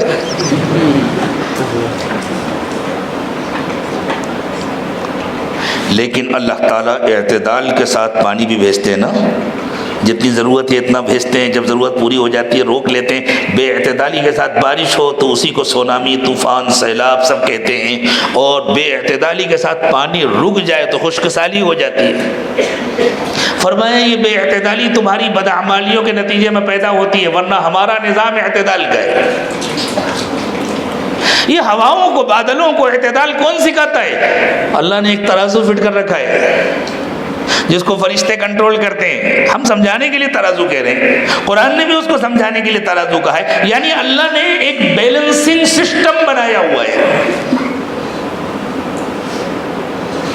انسانوں، اللہ چاہتے ہیں تمہاری زندگی میں بھی ایک بیلنسنگ سسٹم ہو، ہم چاہتے تو اندر سے لگا دیتے، جیسے ہم نے چاند میں لگایا، جیسے ہم نے سورج میں لگایا، جیسے ہم نے ہواؤں میں لگایا، جیسے ہم نے فضاؤں میں لگایا، جیسے ہم نے بارش میں لگایا، بادلوں میں لگایا، درختوں میں لگایا۔ ہم چاہتے تو اندر سے لگا دیتے، اور ہم نے تمہاری زندگی کا وہ حصہ جس میں ہم نے تم کو اختیار نہیں دیا، اس میں ہم نے اندر سے لگایا ہوا ہے۔ بچہ پیدا ہوتا ہے تو کتنا بڑا ہوتا ہے؟ کسی چھوٹے بچے کو گود میں کھلائے؟ اپنا بچپن تو یاد نہیں رہتا، دوسرے بچوں کو تو دیکھا ہوگا نا، کتنا بڑا ہوتا ہے، پھر بڑھتا رہتا ہے نا۔ اچھا، اگر آپ لوگ بھی اب تک بڑھتی رہتے تو یہ چھت کافی ہوتی۔ ایک مخصوص مقدار پر پہنچنے کے باوجود اس بڑھوتری کو کون روکتا ہے؟ جس کھانے کو کھا کر بڑھ رہے تھے وہ تو ابھی بھی کھاتے ہیں، جس پانی کو پی کر بڑھ رہے تھے وہ تو ابھی بھی پیتے ہیں، جس ہوا میں سانس لے کر بڑھ رہے تھے اس ہوا میں تو سانس ابھی بھی لیتے ہیں۔ اسباب سارے موجود ہیں، کنٹرول کون کرتا ہے؟ یہ کنٹرول سسٹم اللہ نے بنایا ہوا ہے نا، ہمارے اندر لگایا ہوا ہے نا۔ ہم سوچتے بہت ہو گیا بھائی، اس سے زیادہ نہیں بڑھیں گے، کوئی سوچتا ہے؟ اگر اپنے اختیار میں ہوتا نا تو جتنے چھوٹے ہیں سب لمبے ہوتے، جتنے لمبے سب چھوٹے ہوتے۔ جو زیادہ لمبے ہو جاتے وہ چاہتے تھوڑے چھوٹے ہوتے تو اچھے لگتے، جو چھوٹے ہوتے وہ چاہتے ذرا لمبے ہوتے تو اچھے ہوتے۔ کسی پل انسان کو سکون نہیں ہے، صبر نہیں کسی حال۔ لیکن ہماری زندگی کا وہ حصہ جس کا حساب ہونا ہے، اس میں اللہ نے یہ بیلنسنگ سسٹم اندر نہیں فٹ کیا۔ اللہ کہتے ہیں اس کو تمہیں خود بیلنس کرنا ہے۔ کس کو بیلنس کرنا ہے؟ تمہیں خود بیلنس کرنا ہے۔ اور کس طرح بیلنس کرنا ہے؟ وہ بیلنسنگ سسٹم ہم تم کو باہر سے دیتے ہیں، اس کو سمجھنا ہے، سیکھنا ہے، اور اس کے ذریعے بیلنس کرنا ہے۔ اس بیلنسنگ سسٹم کا نام ہے قرآن۔ الرحمن علم القرآن۔ یہ اللہ کی رحمت کا تقاضا ہے کہ اللہ نے انسان کو قرآن سکھایا۔ خلق الانسان علمہ البیان، چونکہ سکھانا تھا۔ آپ چاہتے ہیں میرا بچہ گاڑی چلائے تو ڈرائیونگ سکھاتے ہیں نا، اس کو ڈرائیونگ اسکول بھیجتے ہیں، اس کو مشق کراتے ہیں۔ اب ڈرائیونگ سیکھنے کے لیے اس کو ہاتھ بھی چاہیے تو آپ اس کو اللہ نے ہاتھ دیے ہیں، پیر بھی چاہیے تو اللہ نے اس کو پیر دیے ہیں۔ جب اللہ چاہتے ہیں کہ انسان قرآن کو سیکھے اور اس کے ذریعے اپنی زندگی کو کنٹرول کرے تو قرآن سیکھنے کے لیے قرآن کو سمجھنا، پڑھنا ضروری ہے۔ پڑھنے کے لیے زبان چاہیے، پھر قرآن کو سمجھنا ضروری ہے، سمجھنے کے لیے دماغ چاہیے۔ یہ زبان اور دماغ سے جو کام ہوتا ہے اس کو عربی میں البیان کہتے ہیں۔ اللہ کہتے ہیں ہم نے دوسری مخلوقات کے مقابلے میں انسان کو جو بیان سکھایا، اپنی بات کہنا، دوسرے کی بات سننا، اپنی بات سمجھانا اور دوسرے کی بات سمجھنا، یہ جو صلاحیت ہم نے انسان کو دی ہے، یہ صرف اس لیے دی ہے کہ ہم چاہتے ہیں انسان قرآن کو سمجھے۔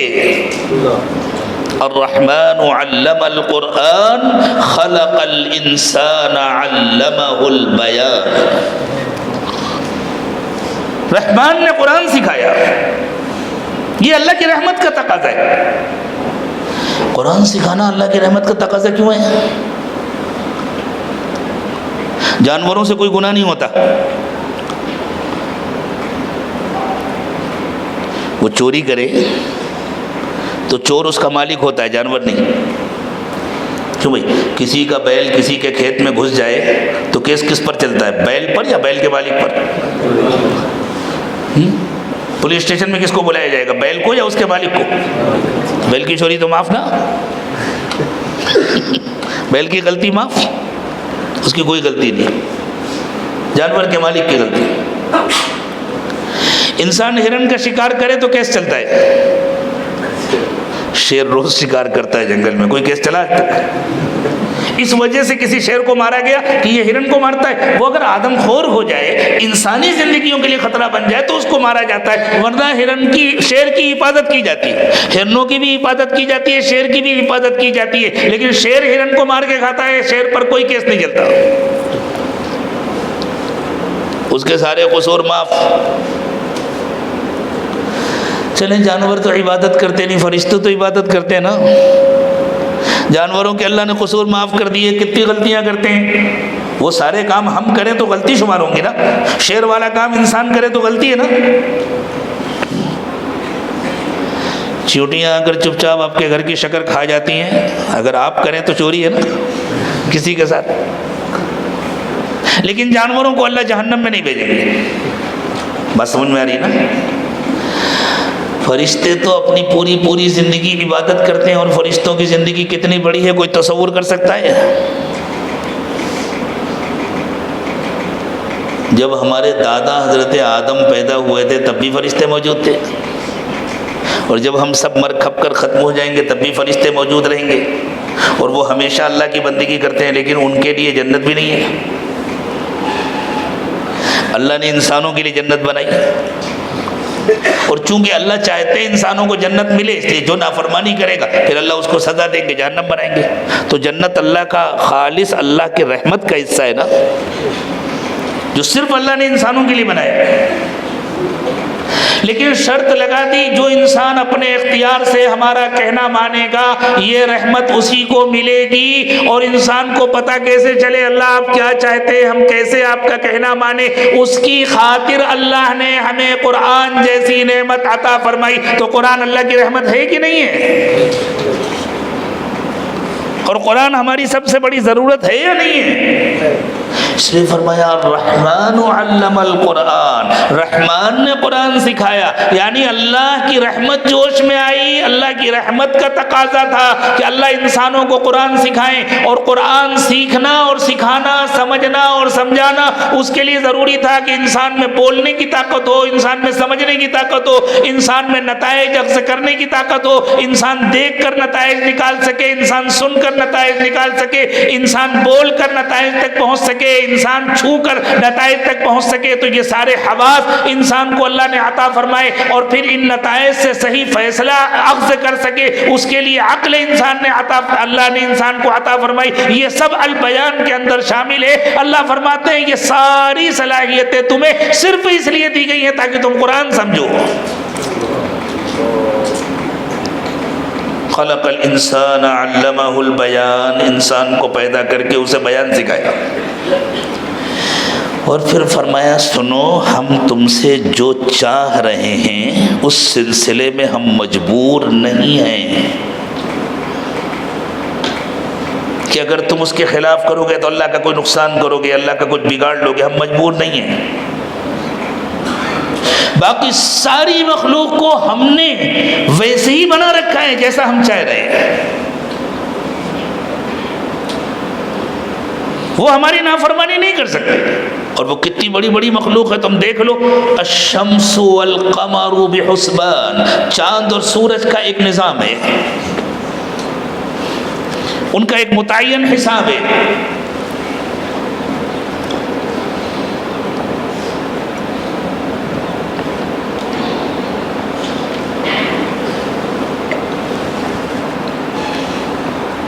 چاند نکلتا ہے، کتنا باریک ہوتا ہے، دھیرے دھیرے بڑا ہوتا ہے، پھر بدر کامل بن جاتا ہے، پھر آہستہ آہستہ چھوٹا ہوتا ہے، کھجور کی پرانی ٹہنی جیسا ہو جاتا ہے، حتی عاد کالعرجون القدیم، پھر غائب ہو جاتا ہے۔ یہ پورا نظام کس نے بنایا ہے؟ کسی دن چھٹی کر کے بیٹھ نہیں جاتا کہ صاحب 35 تاریخ ہو گئی چاند نہیں نکلا، کیا ہوا معلوم کرو، میں نے وہ میڈیکل سرٹیفکیٹ لگا کر چھٹی لے لی ہے۔ کبھی ہوا آج تک ایسا؟ کس نے پابند بنایا ہوا ہے چاند کو؟ سورج نکلتا ہے، کتنا ہلکا پھلکا نظر آتا ہے، آہستہ آہستہ آسمان کے بیچ میں آ جاتا ہے، جیسے اس وقت سخت گرم ہوتا ہے، پھر آہستہ آہستہ ڈھلتا ہے، شام کو ڈوب جاتا ہے، پھر دوسرے دن نکلتا ہے۔ کس دن، کس تاریخ کو، کس مقام پر، کتنے بجے نکلے گا، کتنے بجے ڈوبے گا، منٹ اور سیکنڈ کے ساتھ متعین طریقے پر معلوم ہوتا ہے۔ کس نے پابند بنایا ہوا ہے؟ تمہاری کیا حیثیت ہے سورج کے مقابلے میں؟ ہم جس زمین پر رہتے ہیں اس زمین کے مقابلے میں ہماری کیا حیثیت ہے؟ سوچیں، ہمارا بیڈ کتنی جگہ میں ہوتا ہے، پھر ہمارا کمرہ، پھر ہمارا گھر، پھر ہمارا محلہ، پھر ہمارا شہر، پھر ضلع، پھر صوبہ، پھر ملک، پھر بر اعظم، پھر پوری زمین۔ اور ہم جب لیٹتے ہیں تو اپنے پورے بیڈ کو بھی گھیر نہیں پاتے، ایک طرف کروٹ لیتے ہیں تو آدھا حصہ خالی رہتا ہے۔ زمین کے مقابلے میں ہماری کیا حیثیت ہے؟ اور سورج کے مقابلے میں پوری زمین کی کیا حیثیت ہے؟ فلکیات کے ماہرین کہتے ہیں کہ جیسے آپ کیک کاٹتے ہیں، ایسے اگر سورج کے 14 لاکھ پیسز بنائے جائے تو ایک پیس ایک زمین۔ سورج ہماری زمین سے 14 لاکھ گنا بڑا ہے۔ اتنے بڑے سورج کو کس نے پابند بنایا ہوا ہے؟ اتنے بج کر اتنے منٹ اور اتنے سیکنڈ پر نکلنا ہے، اور اتنے منٹ اور اتنے سیکنڈ پر ڈوبنا ہے، اتنے بج کر اتنے منٹ اور اتنے سیکنڈ پر اس کو آسمان کے بیچ میں آنا ہے۔ زوال کتنے بجے ہوگا، ظہر کا وقت کب شروع ہوگا، عصر کا وقت کب شروع ہوگا، مغرب کا وقت کب ہوگا، عشاء کا وقت کب ہوگا، متعین معلوم ہے نا ہم کو۔ کیوں متعین معلوم ہے؟ اس لیے کہ سورج پابند ہے۔ تو کمزور انسان ہو، تم کیا سمجھتے ہو اپنے کو؟ تم اللہ کا کچھ بگاڑ سکتے ہو؟ جس اللہ نے چاند و سورج کو پابند بنایا ہوا ہے وہ اللہ چاہتا تمہیں بھی پابند بنا دیتا، لیکن پھر ملتا کچھ نہیں، جنت نہیں ملتی۔ یہ اللہ کی محبت ہے، اللہ جنت دینا چاہتے ہیں اس لیے تم کو پابند نہیں بنایا، لیکن حکم دیا ہے کہ اب تم خود سے پابند بنو۔ اور اس قرآن کے ذریعے اپنے کو اللہ کے حکم کا ایسا پابند بناؤ جیسے چاند و سورج اللہ کے حکم کے پابند ہیں، جیسے یہ درخت اللہ کے حکم کے پابند ہیں، جیسے آسمان پر چمکنے والے ستارے اور زمین سے اگنے والے چھوٹے چھوٹے پودے اللہ کے حکم کے پابند ہیں۔ الشمس والقمر بحسبان، چاند و سورج کا ایک نظام ہے، وہ اس نظام کے پابند ہیں۔ والنجم والشجر یسجدان، نجم کا لفظ عربی زبان میں آسمان پر چمکنے والے ستارے کے لیے بھی استعمال ہوتا ہے، زمین سے اگنے والے چھوٹے سے پودے کے لیے بھی استعمال ہوتا ہے، اور کچھ بعید نہیں ہے کہ اس لفظ میں اللہ نے دونوں معنی رکھ دیے ہوں کہ ادھر بھی ذہن جائے ادھر بھی ذہن جائے۔ نجم سے پہلے شمس و قمر کا تذکرہ ہے، اس کی مناسبت سے ستاروں کی طرف ذہن جاتا ہے، اور نجم کے بعد شجر کا تذکرہ ہے، بڑے درختوں کا تذکرہ ہے، اس کی مناسبت سے چھوٹے چھوٹے پودوں کی طرف ذہن جاتا ہے۔ والنجم والشجر یسجدان، پودے ہوں یا درخت اور ستارے ہوں یا چاند و سورج، سب اللہ کے سامنے سجدہ ریز ہیں، یعنی سب اللہ کا کہنا مانتے ہیں۔ ایک بال کے برابر بھی، ایک پل کے لیے، ایک لمحے کے لیے بھی وہ اللہ کی نافرمانی نہیں کرتے۔ والسماء رفعها، اللہ نے آسمان کو بلند کیا ہے۔ ووضع المیزان، اور ایک بیلنسنگ سسٹم بنا دیا۔ میزان عربی میں ترازو کو کہتے ہیں، ترازو کے ذریعے وزن کیا جاتا ہے۔ وزن کا حاصل کیا ہوتا ہے؟ ادھر 1 کلو رکھا ہے تو ادھر سامان بھی 1 کلو ہونا چاہیے، دونوں برابر ہو۔ ادھر 2 کلو رکھا ہے تو ادھر سامان بھی 2 کلو ہونا چاہیے، دونوں برابر ہو۔ اور بیچ میں ایک کانٹا ہوتا ہے جس کو عربی میں لسان کہتے ہیں، لسان المیزان، ہم اردو والے اس کو کاٹا کہتے ہیں۔ اس کاٹے کے ذریعے معلوم ہوتا ہے کسی طرف جھکاؤ تو نہیں ہے، بالکل کاٹا سیدھا ہو، یہ ہے درست وزن۔ جس طرح ترازو کے ذریعے چیزوں میں توازن پیدا کیا جاتا ہے۔ اللہ کہتے ہیں ہم نے زمین اور آسمان میں اور بقیہ پوری کائنات میں ایک بیلنسنگ سسٹم بنایا ہے، ہم تمہاری زندگی میں بھی بیلنس چاہتے ہیں۔ اللہ تطغوا فی المیزان، اللہ چاہتے ہیں تم اپنی زندگی کے بیلنس کو نہ بگاڑو۔ زمین اور آسمان میں وہ بیلنسنگ سسٹم تو ہم نے ڈائریکٹ بنایا ہے، ہم اس کو ڈائریکٹ کنٹرول کرتے ہیں۔ ہم نے تمہارے ہاتھ میں قرآن اس لیے دیا ہے تاکہ تم قرآن کی روشنی میں اپنے بیلنس کو باقی رکھو، بیلنس نہ بگڑنے دو۔ وَأَقِيمُوا الْوَزْنَ بِالْقِسْطِ، پورے انصاف کے ساتھ بیلنس کو باقی رکھو۔ وَلَا تُخْسِرُوا الْمِيزَانَ، اور بیلنس کو بگڑنے مت دو۔ تمہیں اندازہ نہیں ہے اس بیلنس کے بگڑ جانے کے کتنے خراب نتائج ہوتے ہیں، کتنے خطرناک نتائج ہوتے ہیں۔ اگر زمین اور آسمان کا بیلنس بگڑ جائے تو یہ جو تمہیں درختوں میں پکے ہوئے پھل ملتے ہیں یہ ملنا بند ہو جائے۔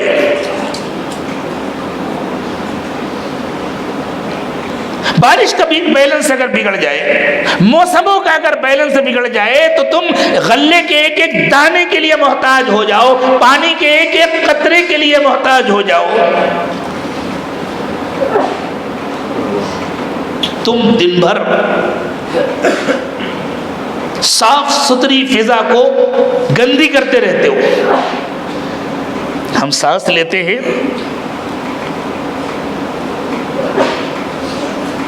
تو آکسیجن کا استعمال کرتے ہیں اور اس آکسیجن کو کاربن بنا کر باہر نکالتے ہیں، فضا گندی ہوتی ہے۔ اگر اللہ نے اس کو اسی حال میں چھوڑ دیا ہوتا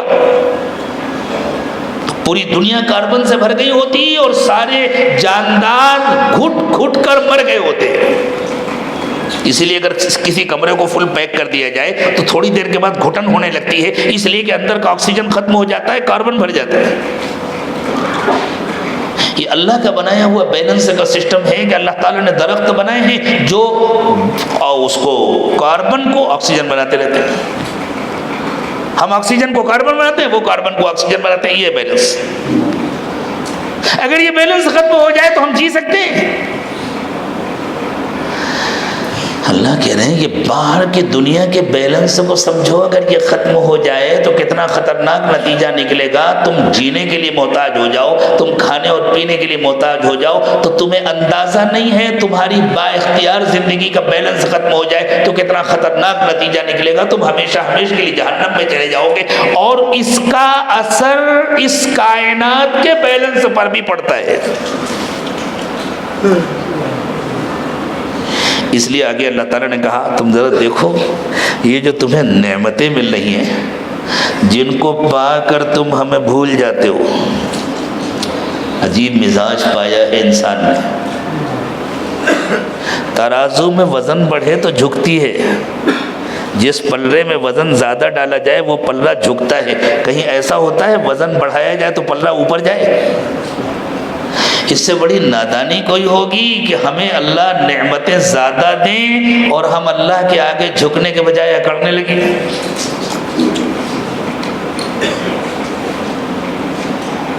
نعمتیں ملتی ہیں تو اللہ کی نافرمانی کرتے ہیں، اور کیا کہہ کے کرتے ہیں؟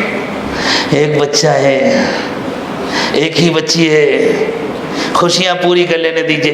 یہ بچہ تمہیں اللہ نے دیا ہے، یہ بچی تمہیں اللہ نے دی ہے، یہ پیسے تمہیں اللہ نے دیے ہیں، ایک ہو یا آدھا، اللہ کی نافرمانی کی گنجائش نہیں ہے۔ ورنہ اگر اللہ نے نعمتیں چھین لی تو زندگی بھر بیٹھ کر 8 آنسو بہاؤ گے اور ساری دنیا کے اولیاء سے دعائیں کراؤ گے، کچھ ہونے والا نہیں ہے۔ اس سے بڑا کوئی دیوانہ پن ہو سکتا ہے، اس سے بڑا کوئی پاگل پن ہو سکتا ہے؟ اللہ نے نعمت دی اس لیے اللہ کی نافرمانی کریں گے؟ کہتے ہیں ہمارے پاس پیسے ہیں نا، ہم کر سکتے ہیں، دوسرے کے پاس نہیں ہے تو وہ نہیں کر سکتا، یعنی ہمیں اللہ نے نعمت دی اس لیے ہم اللہ کی نافرمانی کر سکتے ہیں۔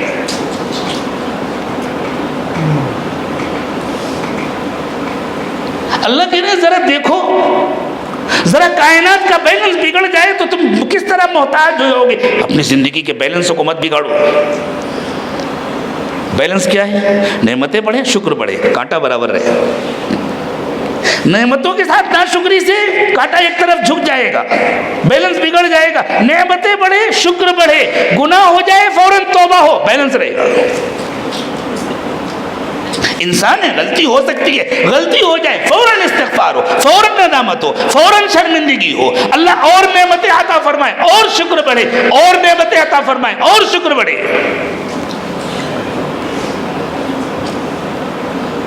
فاتح بن کر داخل ہوئے بنی اسرائیل ایک شہر میں، تو اکڑتے ہوئے گئے، پھر اللہ کی سزا آئی. فاتح بن کر داخل ہوئے محمد رسول اللہ صلی اللہ علیہ وسلم مکہ مکرمہ میں، وہ مکہ جس کے باشندوں نے آپ کو مکہ چھوڑنے پر مجبور کر دیا تھا، وہ مکہ جس کو آپ نے حسرت کے ساتھ آنسو بہاتے ہوئے دیکھ کر کہا تھا مکہ تو مجھے دنیا میں سب سے زیادہ عزیز ہے، تیرے بسنے والوں نے مجھے نکلنے پر مجبور کر دیا ہے، ورنہ میں تجھے چھوڑ کر کبھی نہیں جاتا. اب داخل ہو رہے ہیں اللہ کے نبی صلی اللہ علیہ وسلم مکہ مکرمہ. کون لوگ ہیں؟ وہی جنہوں نے بدر میں حملہ کیا تھا، جنہوں نے احد میں حملہ کیا تھا، جنہوں نے عذاب میں حملہ کیا تھا، جنہوں نے قدم قدم پر ستایا تھا، جنہوں نے حضرت سمیہ کو شہید کیا تھا، جنہوں نے حضرت بلال حبشی کے سر پر سینے پر پتھر رکھے تھے، جنہوں نے محمد رسول اللہ صلی اللہ علیہ وسلم کو قتل کرنے کے منصوبے بنائے تھے. اور آپ مکے میں داخل ہو رہے ہیں. حضرات صحابہ کرام کہتے ہیں شکر کے ساتھ آپ کا سر جھکا جا رہا تھا، جھکا جا رہا تھا، جھکا جا رہا تھا، حتیٰ کہ اونٹنی کے کوہان سے جا کر لگ گیا، گویا آپ سجدے کی حالت میں مکے میں داخل ہو رہے تھے. یہ ہے اعتدال، یہ ہے توازن، اور یہ ہے ایمان. اپنے اپنے ایمان کی فکر کرنی چاہیے، ایمان کی خیر بنانا. یہ کہنا ایک بچہ ہے اس لیے ہم اللہ کی نافرمانی کریں گے، کر لینے دو، ایک بچی ہے ہم اللہ کی نافرمانی کریں گے، کر لینے دو. ایمان کی خیر منانی چاہیے، ایمان کی. اور ڈرنا چاہیے کہیں اللہ آگے آنے والی نسلوں کو محتاج نہ بنا دے. آج جو دولت مندوں کی نسلیں ہاتھوں میں کٹورا لے کر پھر رہی ہیں، وہ یوں ہی نہیں ہوئی ہیں، انہی بے اعتدالیوں کے نتیجے میں ہوئی ہیں، انہی بدعمالیوں کے نتیجے میں حالات بدلتے ہیں. بیلنسنگ یہ ہے جتنی نعمت بڑھے اتنا شکر بڑھے، جتنی نعمت بڑھے اتنی اللہ کی یاد بڑھے، جتنی نعمت بڑھے اتنی اللہ کی فرما برداری بڑھے. اور جب کبھی غلطی ہو جائے فوراً ندامت ہو، فوراً شرمندگی ہو، فوراً توبہ ہو، فوراً استغفار ہو. اللہ فرماتے ہیں آؤ تم سے چاہے جتنے گناہ ہو گئے تم نادم ہو کر آؤ، ہم تمہارے سارے گناہ معاف کر دیں گے. قل یا عبادی الذین اسرفوا علی انفسہم لا تقنطوا من رحمت اللہ ان اللہ یغفر الذنوب جميعا انہ هو الغفور الرحیم.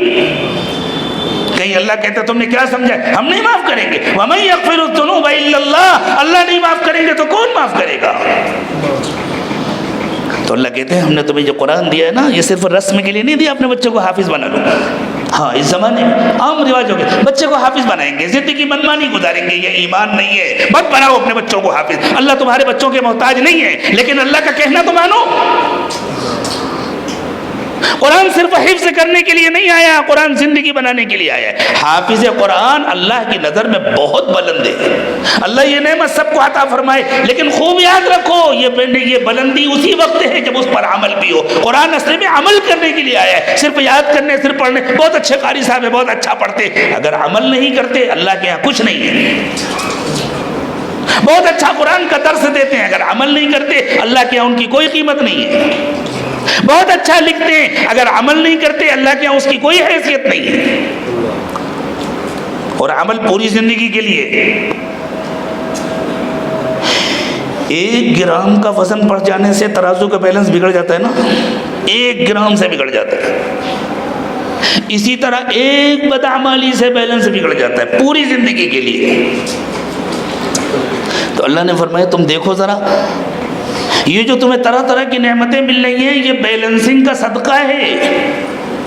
والارض وضعها للانام، زمین کو اللہ نے مخلوق کے لیے بچھایا ہے. کس طرح بچھایا ہے؟ سورج سے ایک مخصوص فاصلے پر رکھا ہے، ایک مخصوص انداز میں اس کو جھکایا ہے، ایک مخصوص انداز میں اس کو گھمایا ہے، اس کو چکر لگانے پر معمور کیا ہے، تب جا کر اتنی نعمتیں مل رہی ہیں. اگر ان میں سے کسی ایک میں بھی فرق آ جائے ساری نعمتیں ختم ہو جائے. والارض وضعها للانام، اللہ نے زمین کو مخلوق کے لیے بچھا دیا ہے. فیہا فاکہہ، اس میں طرح طرح کے میوے ہیں. والنخل، کھجور ہے. ذات الاکمام، جو پتوں سے ڈھکی رہتی ہے. والحب ذو العصف، اور بھوسے سے بند دانہ ہے. والریحان، طرح طرح کے پھول ہیں، طرح طرح کی خوشبوئیں ہیں. فَبِأَيِّ آلَاءِ رَبِّكُمَا تُكَذِّبَانِ، انسانوں اور جناتوں اپنے رب کی کن کن نعمتوں کو جھٹلاؤ گے؟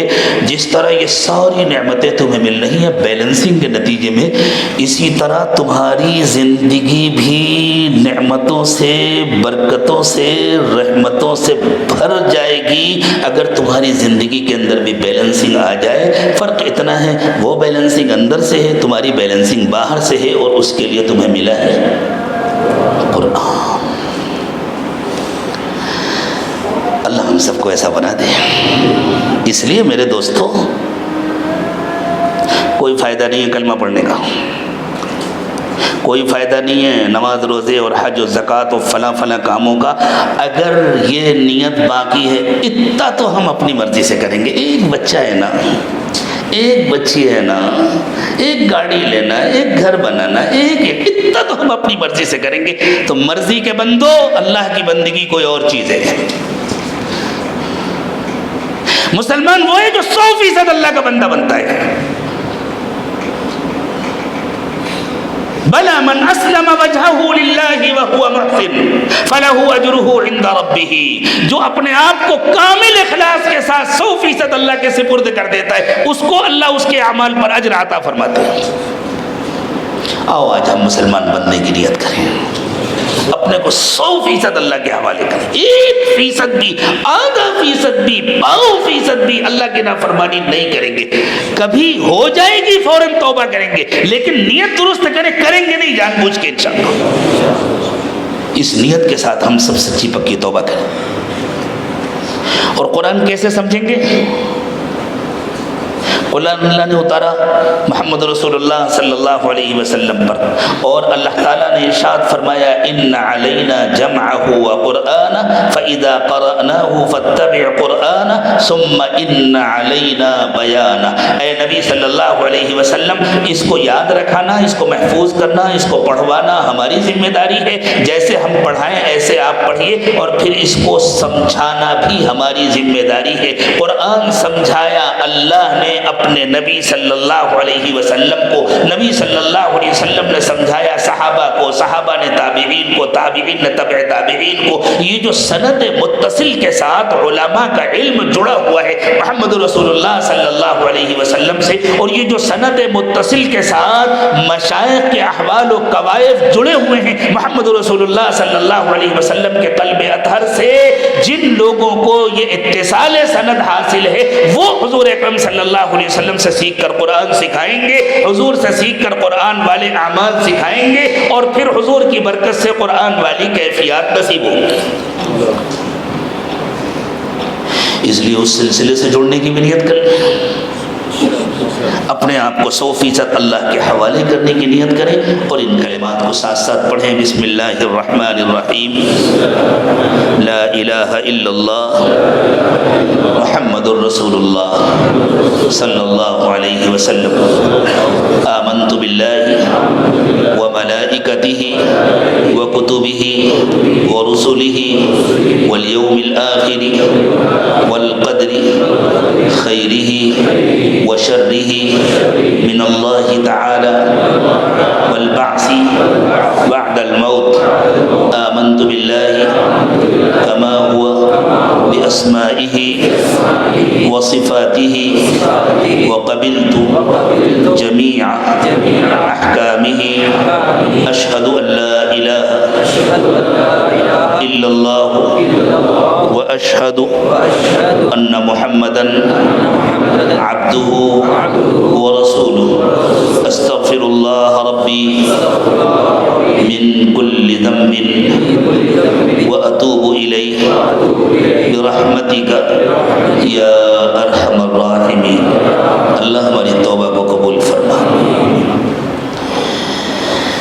اس توبہ کے بعد اللہ ہمیں توفیق دے کہ ہم 100% اپنے کو اللہ کے حوالے کریں۔ اور ایک بات یاد رکھو میرے دوستوں، اللہ کا کہنا مانو، اور اگر سمجھانے کے باوجود کوئی اللہ کا کہنا نہیں مانتا، چاہے جتنا قریبی ہو اس کے نافرمانی میں شرکت مت کرو،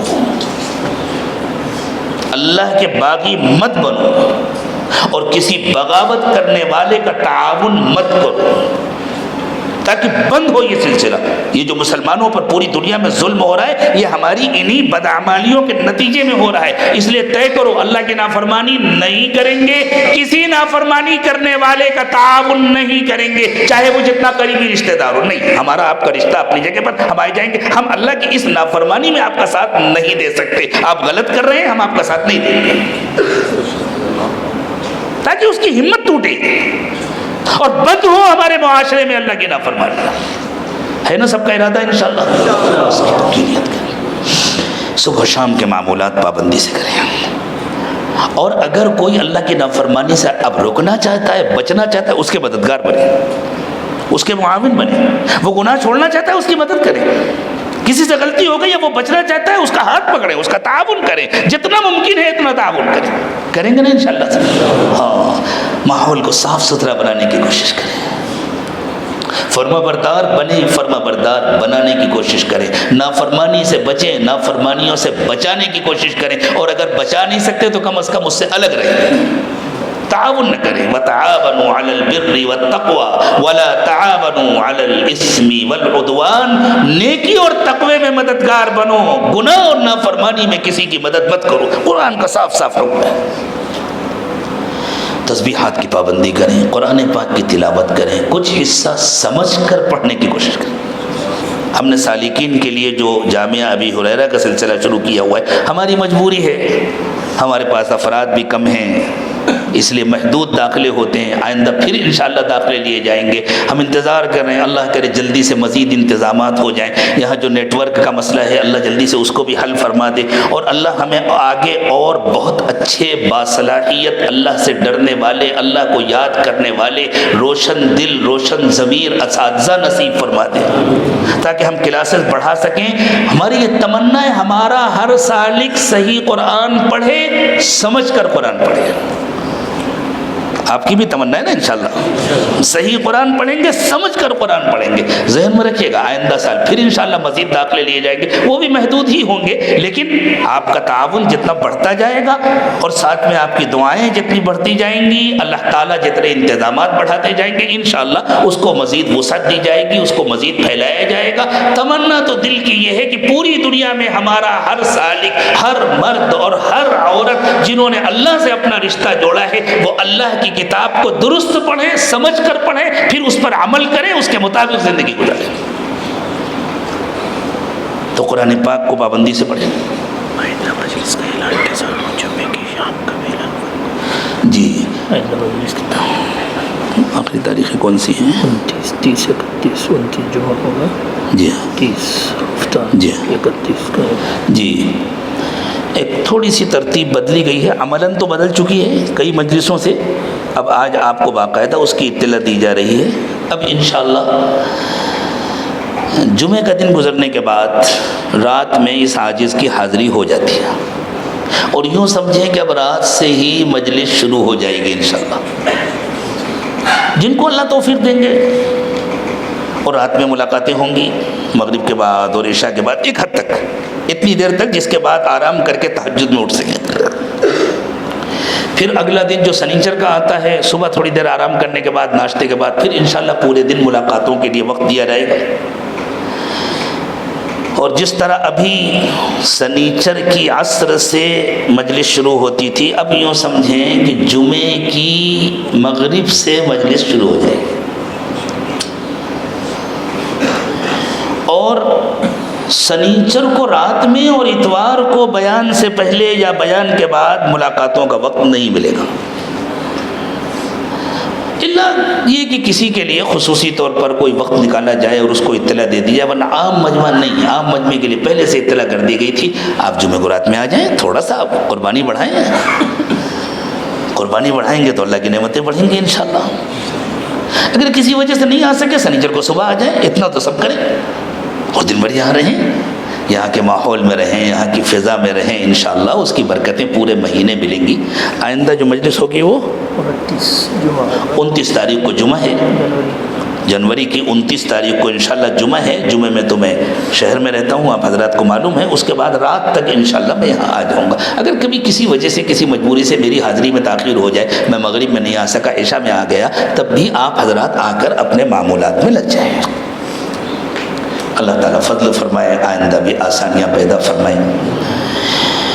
معمولات کا اہتمام کریں، کارڈ لے لیں ہمارے احباب سے، مراقبہ بہت پابندی کے ساتھ کریں۔ بعض سالکین کہتے ہیں حضرت ہم ذکر کر لیتے ہیں مراقبہ نہیں ہو پاتا، ہمیں ہنسی آتی ہے، یوں کہیں جیسے حضرت ہم تینوں وقت کھانا کھاتے ہیں، حضرت چٹنی کھا لیتے ہیں، وہ روٹی چاول اور سالن نہیں کھا پاتے، تو کھانا ہو جاتا ہے۔ ہمارے معمولات میں اصل مراقبہ ہے۔ ہمارے حضرت فرماتے ہیں کہ جس طرح ڈاکٹر نسخہ لکھتا ہے نا، کوئی بیمار ہے اس کے لیے ڈاکٹر نسخہ لکھتا ہے، تو ایک گولی ہوتی ہے اینٹی بائیوٹک جو اصل ہوتی ہے، جو بیماری کے جراثیم کو ختم کرتی ہے، باقی کچھ گولیاں ہوتی ہیں اس کے اثرات سے بچانے کے لیے، کچھ گولی ہوتی ہیں طاقت کے لیے۔ تو خیر ہمارے مراقبے میں کوئی سائیڈ ایفیکٹ تو ہے نہیں کہ اس کے اثرات سے بچانے کے لیے ہمیں کچھ دینا پڑے۔ جس طرح وہ جو اینٹی بائیوٹک ہوتی ہے اگر انسان اس کو چھوڑ دے اور باقی گولیاں کھائے تو فائدہ ہوگا، اسی طرح اگر کوئی مراقبہ نہ کرے اور صرف تسبیحات پڑھتا رہے تو تسبیح پڑھنے کا ثواب ملے گا، لیکن اس کے اندر کوئی تبدیلی نہیں ہوگی، اندر سے وہ اچھا انسان نہیں بنے گا۔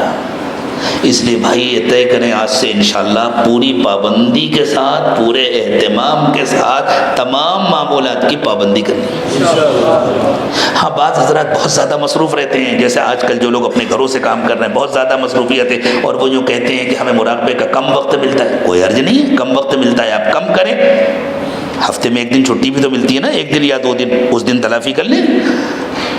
تو بھئی اگر بقیہ دنوں میں آپ کو صرف 15-20 منٹ ملتا ہے، آپ 15-20 منٹ پابندی کے ساتھ مراقبہ کریں اور وقوف قلبی کا اہتمام کریں، چھٹی کے دن آپ 2 گھنٹے کر لیں، 3 گھنٹے کر لیں، انشاءاللہ تلافی ہو جائے گی۔ جیسے جن لوگوں کو کم سونے کو ملتا ہے، میڈیکل سائنس کہتی ہے کہ نیند اندر جمع رہتی ہے، بعد میں اگر اطمینان سے آدمی سو جائے تو وہ ساری نیند پوری ہو جاتی ہے، اسی طرح وہ حصہ بھی آپ پورا کر لیا کریں گے نا سب لوگ انشاءاللہ۔ اور اپنا رابطہ مضبوط کریں۔ رابطے کا ترجمہ کئی مرتبہ عرض کیا جا چکا ہے، ابھی پھر تفصیل سے کہنے کا موقع نہیں ہے، لیکن رابطہ مضبوط کریں۔ رابطہ جتنا مضبوط رکھیں گے اتنا فائدہ ہوگا انشاءاللہ۔ اب تھوڑی دیر مراقبہ کر لیں، آنکھیں بند کر لیں، سر کو جھکا لیں۔ دنیا اور دنیا میں جو کچھ بھی ہے اس سب سے ہٹ کٹ کر اللہ کی یاد میں کھو جائیں، اور یہ نیت کریں کہ اللہ کی رحمت آ رہی ہے، میرے دل میں سما رہی ہے، میرے دل سے گناہوں کو دھو رہی ہے، اور میرا دل کہہ رہا ہے اللہ اللہ اللہ۔ زبان سے اللہ اللہ نہ کہیں، یہ نیت کریں کہ دل اللہ اللہ کہہ رہا ہے اور میں سن رہا ہوں۔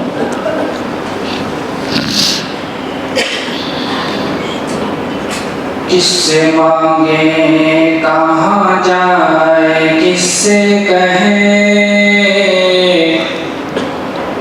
اور دنیا میں حاجت روا کون ہے۔ کس سے مانگے کہاں جائے، کس سے کہیں، اور دنیا میں حاجت روا کون ہے۔ سب کا داتا ہے تو، سب کو دیتا ہے تو، تیرے بندوں کا تیرے سوا کون ہے۔ کس سے مانگے کہاں جائے، کس سے کہیں، اور دنیا میں حاجت روا کون ہے۔ کون مقبول ہے، کون مردود ہے، کون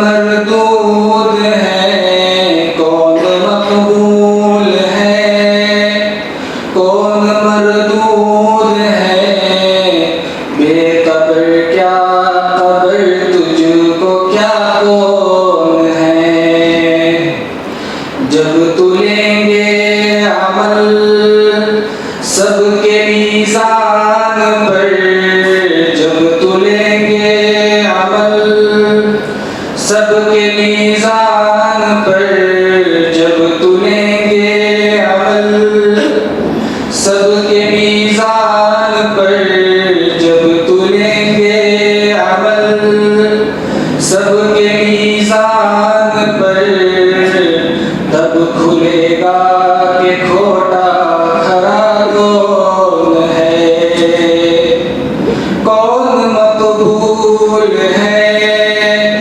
کون مردود ہے کون مقبول ہے کون مردود ہے بے قبر کیا قبر تجھ کو کیا کون ہے جب تلیں گے عمل سب کے میزان پر جب تلیں گے عمل سب کے میزان پر تب کھلے گا کہ کھوٹا کھرا کون ہے کس سے مانگیں کہاں جائیں کس سے کہیں اور دنیا میں حاجت روا کون ہے سب کا داتا ہے تو سب کو دیتا ہے تو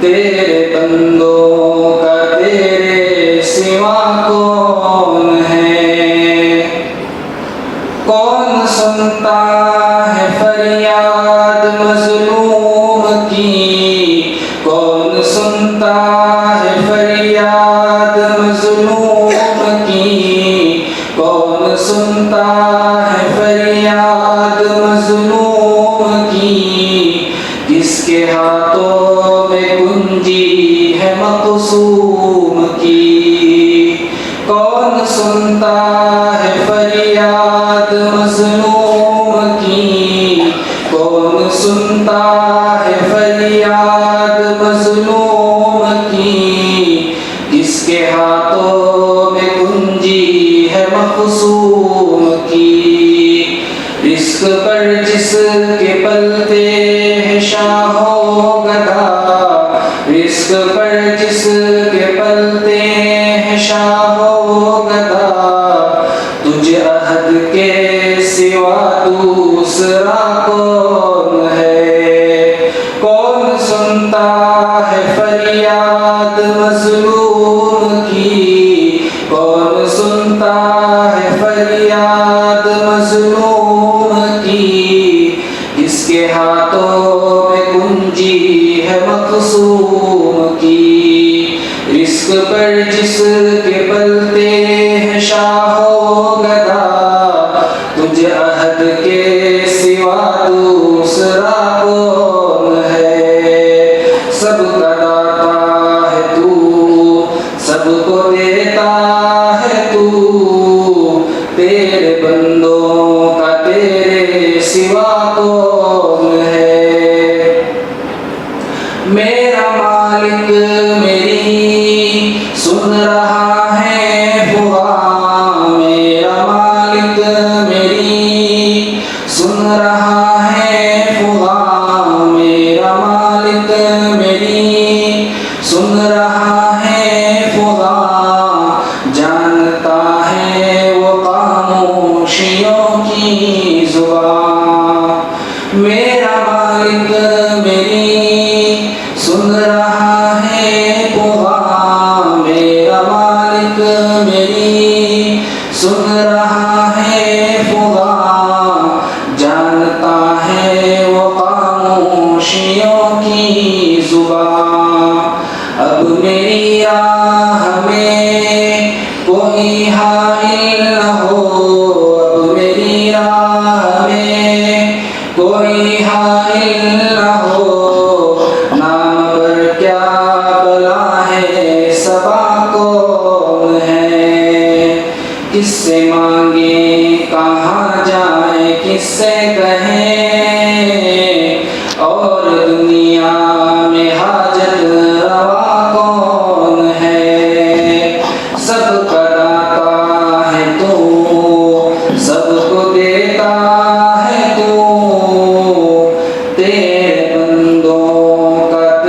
सिवा कौन है।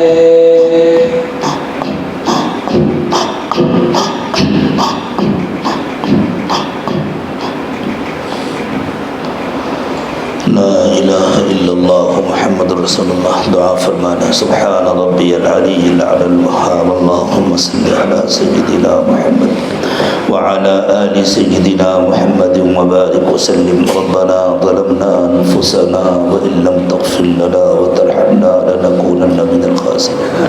رب اغفر وارحم وأنت خير الراحمين، رب اغفر وارحم وتجاوز عما تعلم إنك أنت الأعز الأكرم۔ پروردگار عالم، ہم آپ کے عاجز اور کمزور بندے ہیں، ہمارے حال پر رحم فرمائے۔ اللہ سر سے پیر تک آپ کی نعمتوں میں ڈوبے ہوئے ہیں، لیکن اللہ ہم سے بڑی ناشکری ہے۔ اللہ آپ کی دی ہوئی نعمتیں کھاتے رہے اور آپ کے غیر کے گن گاتے رہے۔ اللہ ہماری ناشکریوں کے باوجود آپ نے ہم سے نعمتیں واپس نہیں لی۔ اللہ ناشکری کے وبال سے حفاظت فرمائی۔ اللہ ہمیں شکر کی توفیق عطا کر۔ اللہ اب تک جو گناہ ہوئے انہیں معاف فرما دے۔ اللہ آئندہ گناہوں سے پاک و صاف زندگی نصیب فرمائیے۔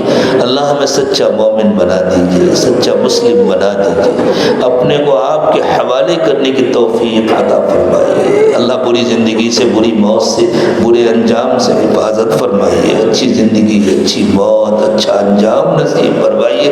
اللہ ناشکریوں کے نتیجے میں ہمیں نعمتوں سے محروم نہ فرمائیے۔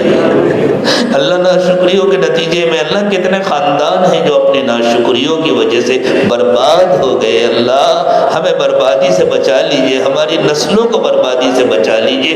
اللہ ناشکری کی وجہ سے ہمیں برباد نہ کیجئے۔ اللہ ہم سے ناشکری چھڑا دیجئے، ہمیں شکر گزار بنا دیجئے۔ اللہ ہمیں شکر گزار بنا دیجئے۔ اللہ اپنا بنا لیجئے، ہر وقت اپنی یاد نصیب فرمائیے۔ اللہ اپنی محبت سے ہمارے سینوں کو بھر دیجئے، ہماری ہڈی ہڈی بوٹی بوٹی میں اپنی محبت پیدا فرمائیے۔ اپنی یاد سے ہمارے دل کو آباد کر دیجئے، ہمارے رنگ رنگ سے روبے روبے سے اپنا ذکر جاری فرمائیے۔ اللہ قیامت کے دن کی رسوائی سے ہماری حفاظت فرمائیے۔ اللہ دنیا میں بھی ذلت و رسوائی سے ہماری حفاظت فرمائیے۔ اللہ جو بے قصور مقدمات میں پھنسا دیے گئے ہیں، جیلوں میں بند کر دیے گئے ہیں، اللہ عافیت کے ساتھ ان کی رہائی کے انتظامات فرما دیجئے۔ اللہ ان کی رہائی کے انتظامات فرما دیجئے۔ اللہ مقدمات سے باعزت بری کرا دیجئے۔ اللہ ان کے گھر والوں کو صبر جمیل عطا فرمائیے۔ اللہ خیر کے فیصلے فرما دیجئے، ہر قسم کے شرور و فتن سے حفاظت فرمائیے۔ اللہ اس پورے مجمع پر ایک محبت کی نظر ڈال دیجئے۔ اللہ یہاں کی حاضری کو قبول فرما لیجئے۔ اللہ اس سلسلے کو جاری رکھیے، اللہ اس سلسلے کو جاری رکھیے۔ اللہ اس خانے کو آباد رکھیے، قیامت تک آباد رکھنے کے فیصلے فرما دیجئے۔ اللہ آباد کرنے والوں کو کامل اخلاص نصیب فرمائیے۔ اللہ آئندہ بھی آباد کرنے والے اچھے جانشین عطا فرمائیے، اور اللہ اس کے فیض کو عام و تام فرمائیے۔ اللہ اس کو دعوت کا، تبلیغ کا، تزکیے کا، ہدایت کا، تعلیم کا، اخلاق کا، خدمات کا مرکز بنا دیجئے۔ اللہ ہر خیر کا مرکز بنا دیجئے، ہر قسم کے شرور و فتن سے حفاظت فرمائیے۔ اللہ یہاں کے جو مسائل ہیں ان کو حل فرما دیجئے۔ اللہ ہماری ذاتی زندگیوں کے جو مسائل ہیں ان کو بھی حل فرما دیجئے۔ اللہ خانقاہ کے جو مسائل ہیں ان کو بھی حل فرما دیجئے، ہر قسم کی رکاوٹیں دور فرما دیجئے، ہر قسم کی آسانیاں اور سہولتیں پیدا فرمائیے۔ اللہ ضرورت کے مطابق تعمیرات بھی کرا دیجئے، لیکن اللہ تعمیرات میں الجھنے کے بجائے ہمیں اپنی ذات کی تعمیر کی فکر عطا فرما دیجئے۔ اللہ ہمیں اپنی ذات کو بنانے کی فکر عطا فرما دیجئے۔ اللہ جتنی ضرورت ہے اتنی تعمیرات بھی کرا دیجئے۔ اللہ ضرورت کے مطابق ہمیں اچھے افراد بھی مہیا فرما دیجئے، اچھے اساتذہ بھی دے دیجئے، اچھے کارکنان بھی عطا فرما دیجئے۔ اللہ جو لوگ پہلے سے تعاون کر رہے ہیں، جنہوں نے شروع سے تعاون کیا ہے، اللہ ان سب کو دین دنیا کی بھلائیوں سے مالا مال فرمائیے۔ اللہ ان کی ذاتی پریشانیاں دور فرما دیجئے، ہر طرف سے مدد فرمائیے۔ اللہ مزید نئے نئے ہمیں معاونین نصیب فرمائیے، اور اللہ سب کو قبول فرما لیجئے، سب کے لیے خیر کے فیصلے فرما دیجئے۔ اللہ جو روزانہ آپ کے دین میں جو نئے نئے مہمان آ رہے ہیں اللہ ہم اس قابل نہیں ہیں کہ ان کی تربیت کر سکیں، ان کی تعلیم کا انتظام کر سکیں۔ اللہ جس طرح آپ اپنی رحمت سے انہیں کھینچ کھینچ کر لا رہے ہیں، اللہ ان کی تعلیم و تربیت کا انتظام فرما دیجئے، اللہ ان کی ضرورتوں کو پورا کرنے کا انتظام فرما دیجئے۔ اللہ ہر قسم کی آزمائشوں سے، فتنوں سے حفاظت فرمائیے، امتحانات سے حفاظت فرمائیے۔ اللہ ہم آپ کے بہت کمزور بنتے ہیں، امتحان اور آزمائش کے قابل نہیں ہے، اللہ امتحانات سے حفاظت فرمائیے۔ اللہ ہمارے تاجروں کی تجارت میں برکت عطا فرمائیے، ملازمین کی ملازمت میں برکت عطا فرمائیے، اللہ خوب نعمتیں عطا فرمائیے، لیکن اللہ اپنی نافرمانی سے حفاظت فرمائیے، گناہوں سے حفاظت فرمائیے، اپنی اطاعت و فرمانبرداری نصیب فرمائیے۔ اللہ ہمارے تاجروں کو اپنا پیسہ آخرت کی سرمایہ کاری میں لگانے کی توفیق عطا فرمائیے، اللہ اس کے ذریعے سے بندوں اور بندیوں کی خدمت کر کے اپنی جنت بنانے کی توفیق عطا فرمائیے۔ اللہ جو مانگا وہ بھی عطا فرمائیے، جو مانگنا چاہیے نہیں مانگ سکے وہ بھی عطا فرمائیے۔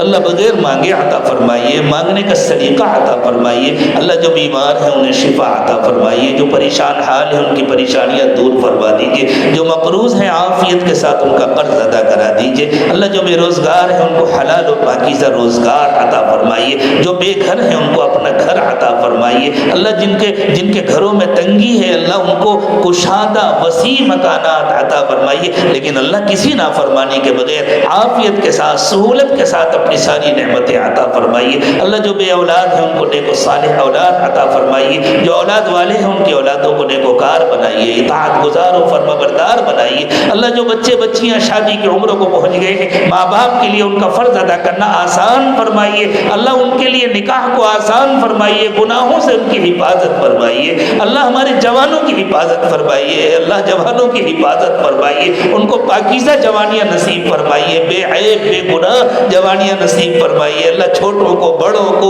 اللہ بچوں کو بوڑھوں کو، مردوں کو عورتوں کو، اللہ سب کو اپنا بنا لیجئے، سب کو ولایت کاملہ نصیب فرما دیجئے۔ اللہ ہماری عمر میں، ہماری صحت میں، ہمارے رزق میں، ہمارے ایمان اور اعمال میں، ہماری قوتوں اور صلاحیتوں میں برکت عطا فرمائیے۔ اور اے اللہ ہمیں عافیت کے ساتھ رکھیے، جب تک ہمیں زندہ رکھیے خیر و عافیت کے ساتھ رکھیے، اور اللہ جب دنیا سے ہماری واپسی کا وقت آئے تو ہمیں کامل ایمان کی موت نصیب فرمائیے۔ اللہ ہمارے بڑے، ہمارے بزرگ، ہمارے اساتذہ، ہمارے مشائخ سب کی حفاظت فرمائیے، سب کو خیر و عافیت سے رکھیے۔ اللہ ہمارے حضرت جی دامت برکاتہم کی حفاظت فرمائیے، ان کا سایہ ہمارے سروں پر دیر تک قائم رکھیے، اللہ ان کی سرپرستی سے ہمیں محروم نہ فرمائیے۔ اور اے اللہ جو ہمارے بڑے بزرگ، چھوٹے بڑے خاندان کے افراد جو بھی اس دنیا سے جا چکے ایمان کے ساتھ، اللہ سب کی مغفرت فرما دیجئے۔ اللہ آپ نے جن کی مغفرت فرما دی ان کو اپنے قرب کے اعلیٰ درجات نصیب فرما دیجئے۔ پروردگار عالم سب کے دلوں کی جائز تمنائیں اور مرادیں پوری فرما دیجئے۔ اللہ سب کے دلوں کا حال آپ جانتے ہیں۔ اللہ کتنے آپ کے بندے ہیں، بندیاں ہیں جو دعاؤں کے لیے کہتے ہیں، اور کتنے ایسے ہیں جو کہنا چاہتے ہیں کسی وجہ سے کہہ نہیں پاتے ہیں۔